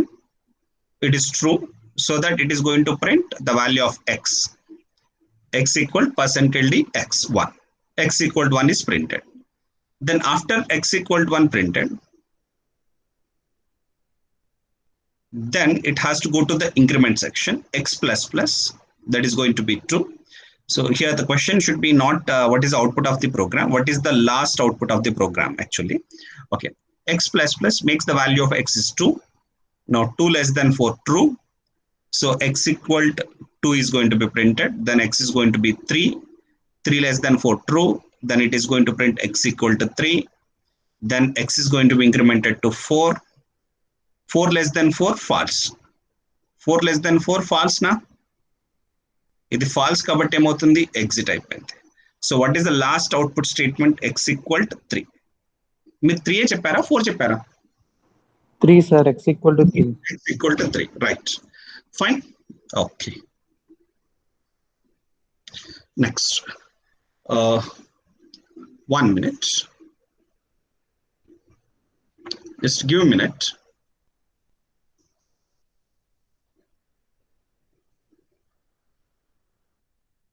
Here I will give you one more question. Inko question istunanu. Just try to answer this question because that is very, very simple question. Mean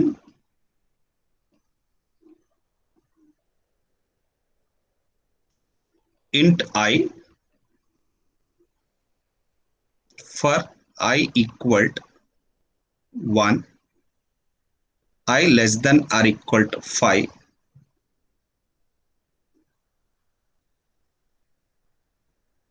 printf percentage d comma I, close this for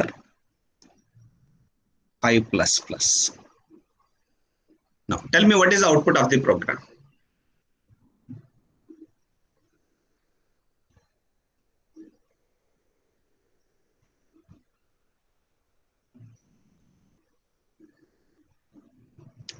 Just 5 sir. 5 అవుతుందా? Only ఒకటే value print అవుతుందా? Sir 1 2 3 4 5 4 sir. Very good, very good.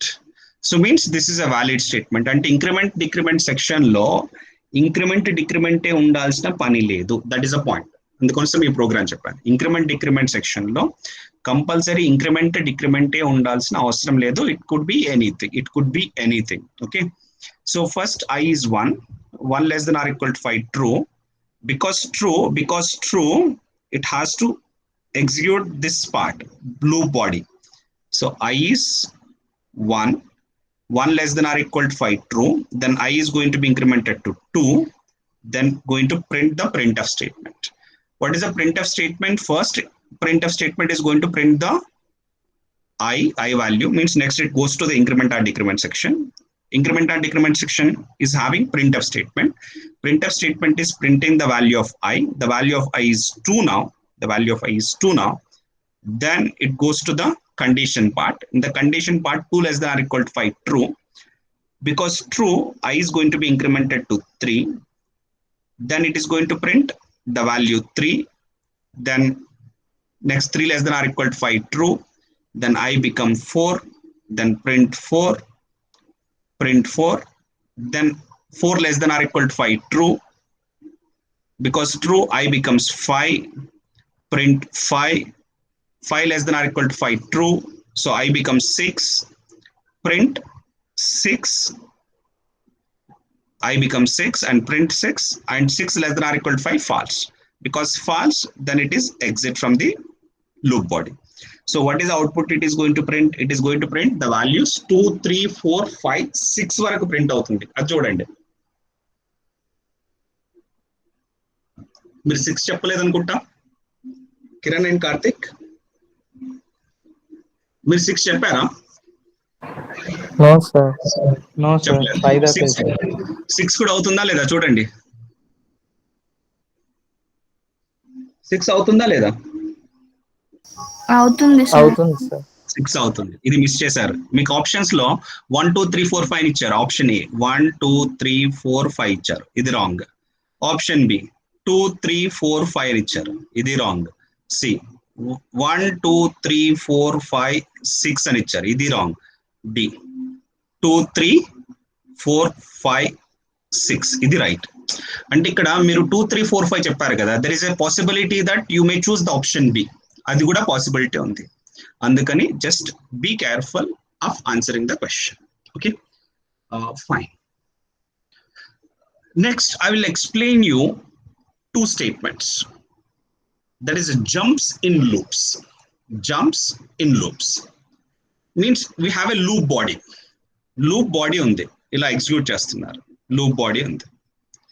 In this loop body, from some point if you wanted to exit, then ee point nunchi ikkadiki loop body nunchi exit avvali. That loop body may be while or do while or for edaina kavachu.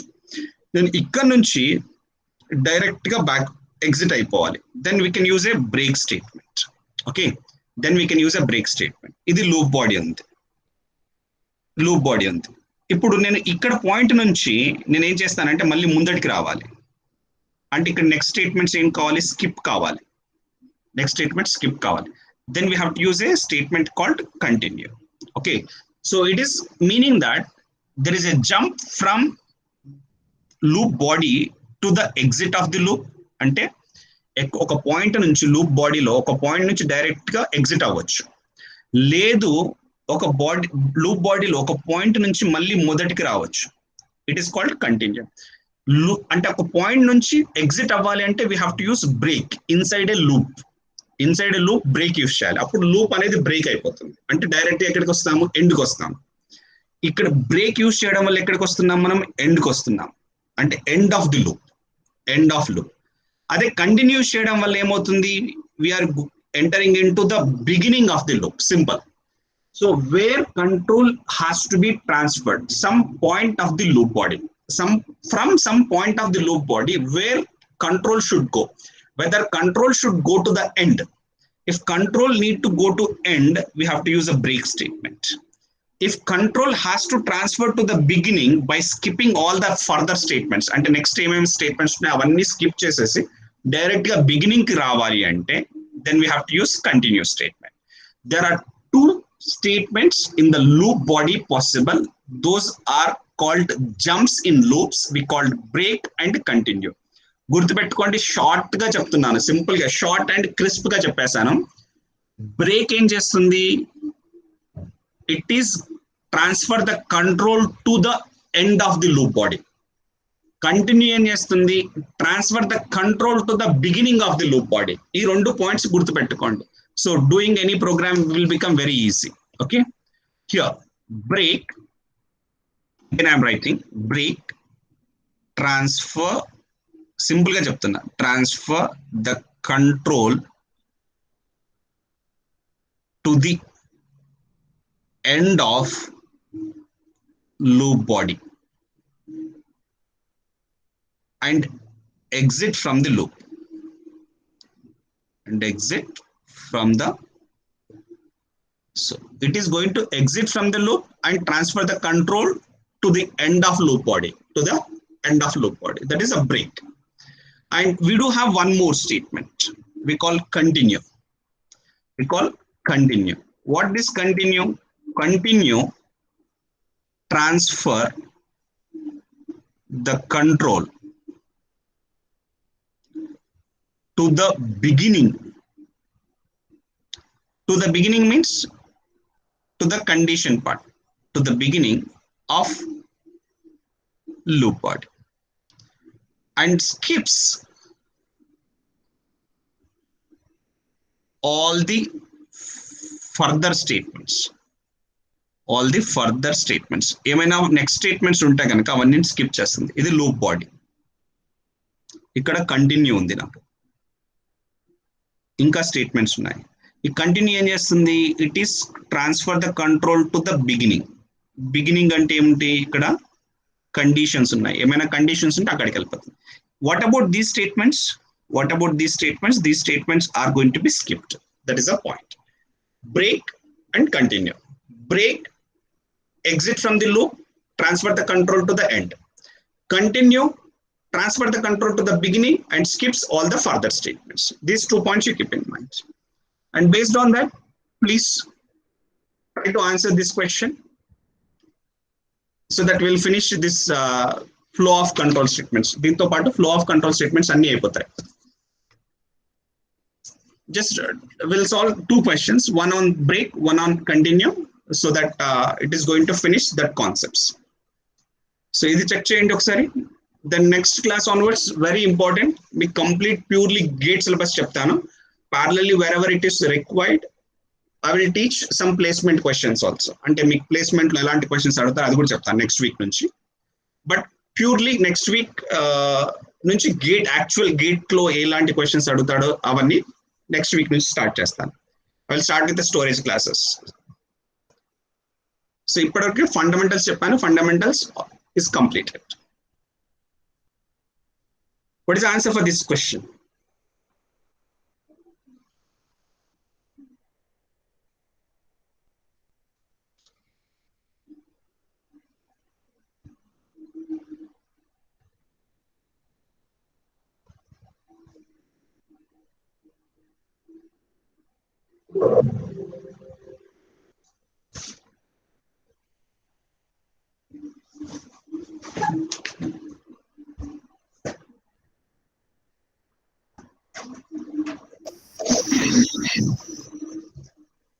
Tell me, what is the answer?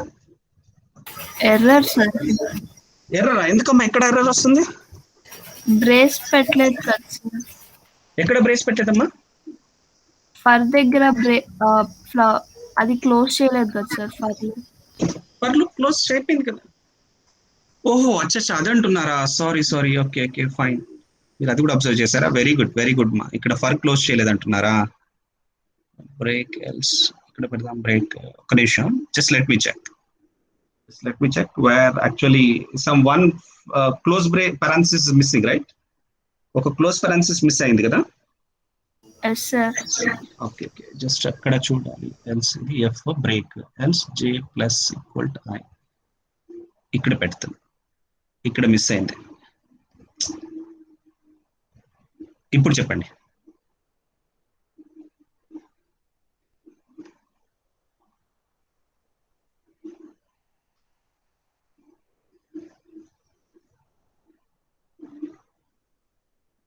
ఇక్కడ I continue. ఒక 1 minute.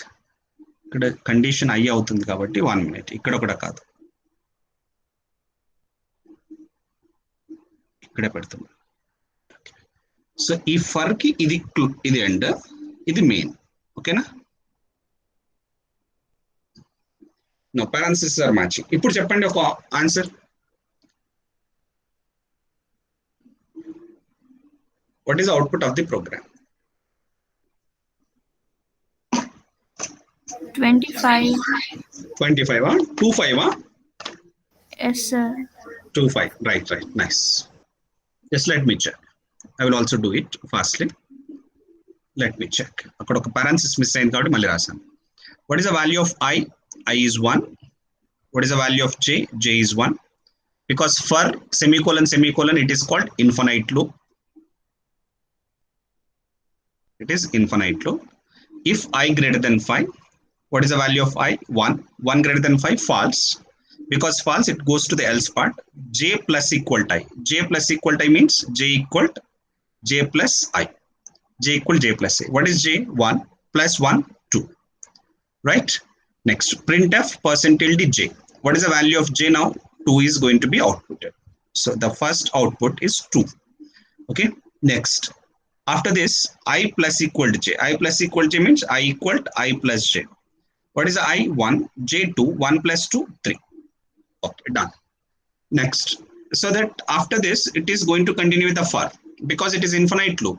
Because it is infinite loop, always true. Now, what is the condition? I greater than 5. I is 3. 3 greater than 5. 3 greater than 5, true. Sorry, false. 3 greater than 5, false. So the go to else part. J equal J plus I. What is J? 2 plus I, 3. 2 plus 3, 5. J is 5. Printf J. So 5 is printed. Now I plus equal to J means I equal to I plus J. 3 plus 5, 8. Then repeat for the for loop, because infinite loop, true always.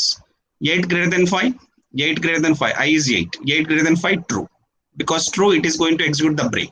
What break will do? It will transfer the control to the end of the loop body. It is transfer the control to the end of the loop body. After the end of the loop body, do you have any statements? No. So what is the output of the program? 2, 5.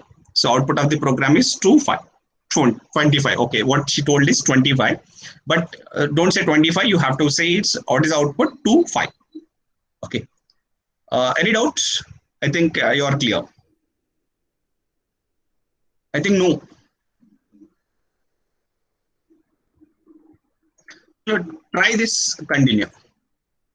Try this continue so that the flow of control statements are completely completed.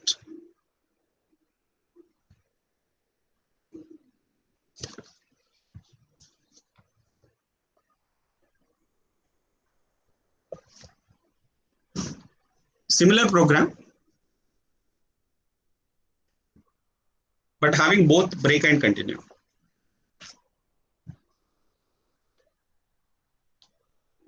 Five, sir. 5. X equal to 5, na? Yes, sir. Chalo, good.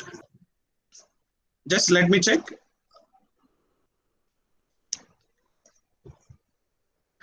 What is x here? What is x? X equal to 0. And because for semicolon is infinite loop. This is infinite loop.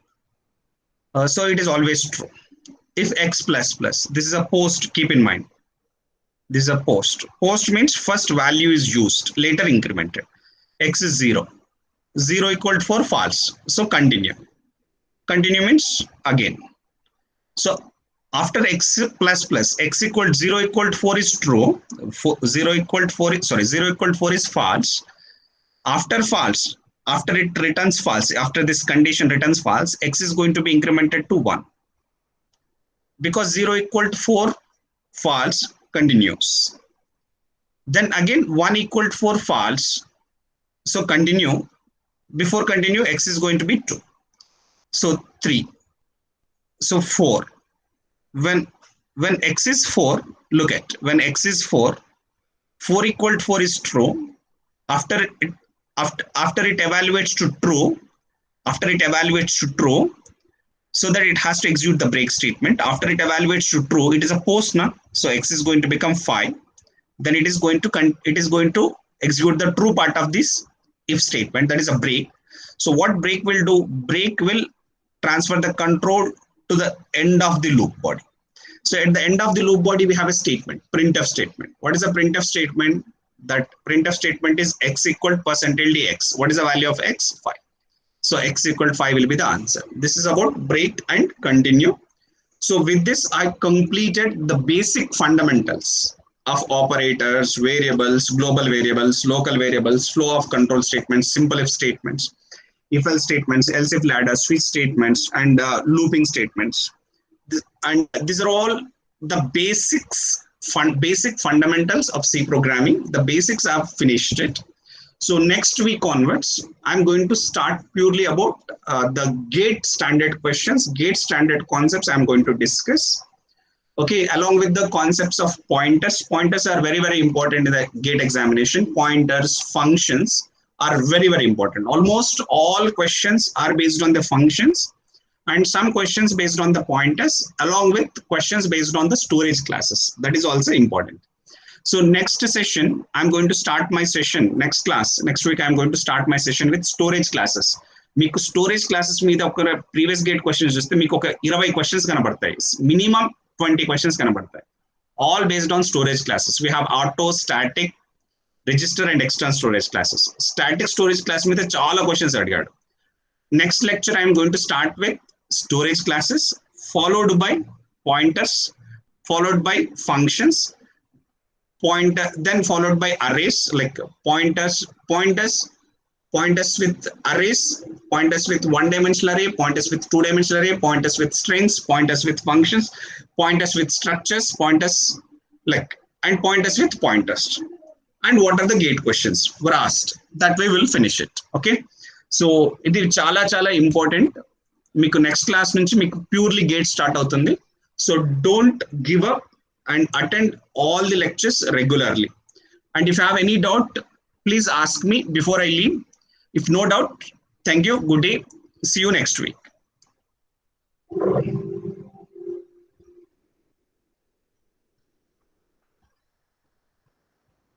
Any doubt?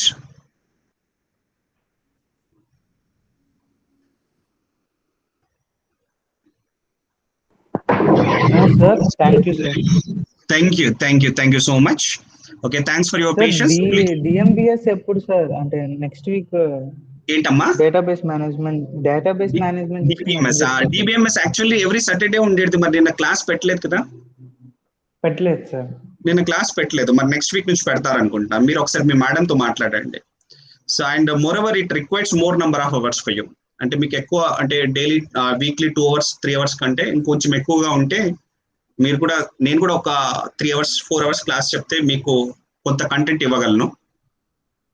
But I don't know what is happening, like I don't know your college rules and all. మీకు schedules ఎలా ఉంటాయి నాకు తెలియదు కాబట్టి just you can talk to your madam. So I'm going according to your ma'am only, your incharge ma'am, whoever is incharge for this course. And వాళ్ళు ఏం చెప్తే నేను చేస్తాను. బట్ కొంచెం మీరు ఇంట్రెస్ట్ చూపించేసి మీరు కొంచెం వాళ్ళకి రిక్వెస్ట్ చేస్తే వాళ్ళు కూడా మీకు క్లాస్ పెట్టడానికి వాళ్ళు కూడా ఇంట్రెస్ట్ చూపిస్తారు. So it is all depends on your interest also. ఓకేనా, మీరు కూడా ఇంట్రెస్ట్ చూపించండి, క్లాసెస్ రెగ్యులర్ గా అటెండ్ అవ్వండి. Definitely you are going to, I'm going to give you the best, మీకు ది బెస్ట్ నేను కంపల్సరీ ఇస్తాను. ఓకేనా నాన్న? Right, that's about today. Thank you Ganesh. I think thank you Karthik sir. Karthik. Thank you madam, you are telling Thank you something. so much, sir. Thank you so much. Thank you ma'am. Thank you. Clear and చాలా ఓపిక్ గా చాలా clear గా బాగా చెప్పారు sir. Okay, thank you so much madam. Thank you so much. But పిల్లలు కూడా అలాగే attend అవుతే బాగుంటుంది మేడం. మీరు ఫస్ట్ ఇయర్ సెకండ్ ఇయర్ వాళ్ళని కూడా యాడ్ చేస్తా అన్నారు, మరి మాట్లాడారా మేడం? ఇప్పుడు మేడం అడుగుతాను, అంటే నేను మేడం అడగలేదు, యాక్చువల్లీ మర్చిపోయాను. అవునా? సో ఈ వీక్ అడుగుతాను. నేను అడిగితే ఓకే అన్నారు అనుకోండి, నేను పిల్లల్ని ఇంకా ఫ్రైడే కల్లా వాళ్ళు అంటే ఎవ్రీ సండే ప్రోగ్రామింగ్ పెడుతున్నారు, సాటర్డే DBMS పెడుతున్నారు మేడం. ఓకే, సండే అటెండ్ అవ్వమని చెప్తాను సార్. అటెండ్ అవుతారు కంపల్సరీగా వాళ్ళు. అంటే స్టూడెంట్స్ కూడా వస్తే మాకు కూడా మోటివేషన్ గా ఉంటుంది. Thank you so much. Okay, thank you madam. Thank you madam. Bye sir. Okay, good day, see you.